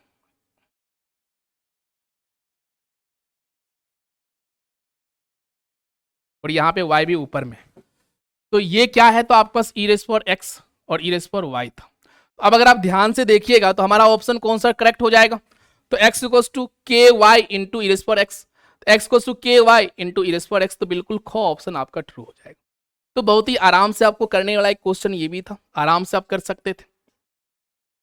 चलिए अवकल समीकरण 1 प्लस dy बाई dx का होल स्क्वायर इस तरह से दिया हो कि कोटि और घात ही तो पूछा है, बचपन वाला काम है, बताइए बहुत ही आराम से बता दीजिए। कोटि क्या होता है, तो उच्चतम अवकलज। उच्चतम अवकलज कौन सा है, तो भैया d two y point d x, तो घात कोटि तो 2 हो जाएगा और उसी का पावर यानी कि 2 है, तो दोनों तो आपके पास कितना हो जाएंगे, 2 एंड 2 ही होगा। तो 2 एंड 2 कौन सा ऑप्शन में है, तो गो में ऑप्शन में 2 और घात भी 2 है, तो बिल्कुल आराम से आप टिक करके आगे बढ़ जाओगे, तो आराम से आपको टिक कर देना था। चलिए अब यहां पे अगर आप ध्यान से देखिएगा तो y square is to 2c into x plus root c, जहां पे c एक धनात्मक प्राचल है, से निरूपित होने वाले वक्रकुल का अवकल समीकरण निम्नांकित में से किस प्रकार का होगा। मतलब कोटि 1 का होगा, कोटि 2 का होगा। तो मैंने आपको क्या बताया कि आप उसमें ये देखो कि स्वच्छ अचरों की संख्या कितना है, तो स्वच्छ अचर भैया जो यहां सी है वही तो रूट सी एक ही है, इसका मतलब उसका कोटि कितना हो जाएगा, 1 हो जाएगा। तो कोटि 1 का मतलब यही कि अब इसका अगर हल पूछता ना तो आप इसको एक ही बार डिफरेंशिएट करते और सी का वैल्यू आप dy अपॉन dx के टर्म में निकालते और उसको यहां पे पटक देते, फिर उसको आप जो इंटीग्रेशन करके आप सॉल्व करते इस तरह से निकाल लेते। तो फंडा समझिएगा, चूंकि यहां पे स्वच्छ अचरों की संख्या आर्बिट्री कांस्टेंट एक ही सी है, इसलिए इसकी कोटि क्या हो जाएगी, तो 1 ही होगा, इसलिए आपने क को टिक कर दिया। अब इसमें अगर आपको डिफरेंस, इसका मतलब ये तो आप इसको एक ही बार डिफरेंस, यानी कि आप इसको 2-3 बार डिफरेंशिएट कर दिए फिर तो कद्दू हो जाएगा, समझ रहे ना। यही आपको अलाउ करता है कि कोटि पहले डिफाइन करो, कोटि से ही आपको ये देखा कि हाँ भैया हम एक ही बार इसको डिफरेंशिएट कर सकते, उससे ज्यादा नहीं कर सकते। चलिए बहुत ही बढ़िया, तो इस तरह से आपको ये समझ में आ गया। चलिए नेक्स्ट क्वेश्चन पे आते हैं। तो नेक्स्ट क्वेश्चन हमारे पास क्या है, तो नेक्स्ट क्वेश्चन है y equals to a sin px plus b cos px का अवकल समीकरण क्या होगा। ऑप्शन में अगर देखें तो y डबल डैश लिखा हुआ है, तो इसका मतलब क्या, अच्छा y डबल डैश मतलब y डबल डैश का ये सॉल्यूशन है, इसका मतलब y डबल डैश मतलब 2 ऑर्डर का हो गया, 2 ऑर्डर का तो सॉल्यूशन फाइंड करने का हमें तरीका, hit and trial. Hit and trial क्या है, तो डायरेक्ट इसी को आप डिफरेंशिएट करते जाओ ना। अब अगर आपके पास गिवन क्या है, तो y equals to a sin px plus b cos px। अब अगर पहली बार आप डिफरेंशिएट करो मतलब y डैश कीजिए, तो a तो भैया कांस्टेंट ही है, साइन का क्या होता है, तो cos px हो जाएगा, अगेन p है तो यहां पे मल्टीप्लाई हो जाएगा p, फिर cos का क्या होता है माइनस ऑफ, तो माइनस यानी कि b p तो आ ही जाएगा और इसका क्या हो जाता है, तो साइन ऑफ px। फिर से दोबारा आप इसको करोगे तो y डबल डैश, तो cos का क्या होगा माइनस, तो फिर से p बाहर आएगा तो माइनस पी स्क्वायर ए हो जाएगा और cos का तो साइन ऑफ px बन जाता, मतलब cos का डिफरेंस माइनस साइन px, और फिर p यहां पे है तो p बाहर मल्टीप्लाई भी हो जाता है, डिफरेंशिएशन कर रहे हैं आप अवकलन। सेम वे में p बाहर आएगा तो बी पी स्क्वायर तो रहेगा ही रहेगा, साइन का क्या होता है, तो cos px हो गया। अब अगर आप ध्यान से देखिए तो माइनस पी स्क्वायर कॉमन कर सकते हैं हम लोग, बिल्कुल कर सकते हैं, माइनस भी कॉमन कर ले तो ये क्या आ गया, a into sine of px plus b into cos of px। अगर आप इसको ध्यान से देखिएगा तो ये वही चीज लिखा हुआ है ना, a sine px plus b cos px, तो ये इसके जगह पे आप पटक दीजिएगा ना कि भैया जी ये तो भैया y ही लिखा हुआ था, y डबल डैश, तो minus of p square into y अब आप अगर इसको इस तरफ लेके आ जाओगे तो y double dash plus p square into y is equal to 0 बोल दीजिएगा। तो अब अगर आप चेक करो तो बिल्कुल आपको दिख रहा होगा ख ऑप्शन में यही चीज लिखा हुआ है ना कि y double dash plus p square y equals to 0। तो बिल्कुल इस तरह से आपका ख आंसर जो है वो सही है। तो अगेन आप देख सकते हैं बिल्कुल आराम से इस तरह से भी आप सॉल्व करना सीखो। यही सभी क्वेश्चन आपका 2 मार्क्स में भी आ सकते हैं, जैसा कि आपने सभी चैप्टर में देखा है कुछ क्वेश्चन 2 मार्क्स में भी यही सेम आ जाते हैं। तो जैसा कि मैंने आपको बताया, क्या बताया कि डिफरेंशियल इक्वेशन से हमारे पास कितने रहते हैं, तो आपका 4 से 5 क्वेश्चन फिक्स है कि आपके पास वस्तुनिष्ठ में रहेंगे और एक क्वेश्चन फिक्स है कि आपके पास किस में रहेंगे, तो वो आपके लॉन्ग और शॉर्ट में रहेंगे। तो इसलिए आपको अब समझ में आ गया होगा कि हम लोग यहां पे सिर्फ और सिर्फ ऑब्जेक्टिव इसलिए किया, और अगर सब्जेक्टिव आता तो वो क्वेश्चन हम लोग कर ही देंगे। समझ में आया कि नहीं आया? तो इस तरह से हमारा जो मार्क्स ओरिएंटेड ये कोर्स है, तो इसलिए हम लोग ज्यादा फोकस क्या कर रहे हैं अभी, क्योंकि अब लास्ट टाइम में हमें ज्यादा पढ़ने के सिवा कि कैसे कम पढ़े और मार्क्स ज्यादा आना चाहिए, तो इस चीज पे हमारा फोकस है। 90 प्लस सभी को गेन करना है। तो इसलिए मैंने इस अध्याय में आपका सब्जेक्टिव क्वेश्चन नहीं, क्योंकि 1 या 2 क्वेश्चन ही आपका रहेंगे, तो हम लोग उतना मेहनत क्यों करें इस पे। लेकिन 5 से 6 क्वेश्चन चूंकि ऑब्जेक्टिव में रहते हैं, इसलिए हम लोग यहाँ पे अभी आपको सारे ऑब्जेक्टिव और इससे अलग कुछ नहीं आने वाले हैं जिस तरह से हम लोगों ने सॉल्व किया है। तो इस तरह से अभी हम लोग डिफरेंशियल इक्वेशन यानी कि अवकल समीकरण काफी अच्छे से इसका पार्ट डिस्कस कर लिया हूं। क्या क्या विधि से आप करते वो भी मैंने आपको दिखा दिया हूं। तो इसको यहीं पे एंड करते हैं और फिर मिलते हैं हम लोग नेक्स्ट वीडियो जो हमारा रहेगा वो किस पे रहेगा, वेक्टर, उसके बाद 3D, फिर रैखिक प्रकरण, लीनियर प्रोग्रामिंग एलपी, उस पर भी क्वेश्चन एक 5 मार्क्स का फिक्स होता है ना, उसको भी हम लोग डिस्कस करेंगे। तो काफी अच्छे से सभी चीज हम लोग डिस्कस करने वाले हैं। तो बच्चों पूरे जोश में रहना है और 90 प्लस एकदम थप्पा लगा के समझ रहे हैं ना, बिल्कुल लाना है। तो फिर मिलते हैं हम लोग नेक्स्ट वीडियो में। कमेंट जरूर कीजिएगा, लाइक जरूर कीजिएगा, बिल्कुल सब्सक्राइब जरूर कीजिएगा। तो अगेन आप लोगों के लिए फिजिक्स वाला इतना आपके लिए कर रहे हैं, तो आप इतना तो कर ही सकते हैं। तो बाय बाय बाय बाय, हम लोग मिलते हैं फिर नेक्स्ट वीडियो में। Thank you, bye bye, take care.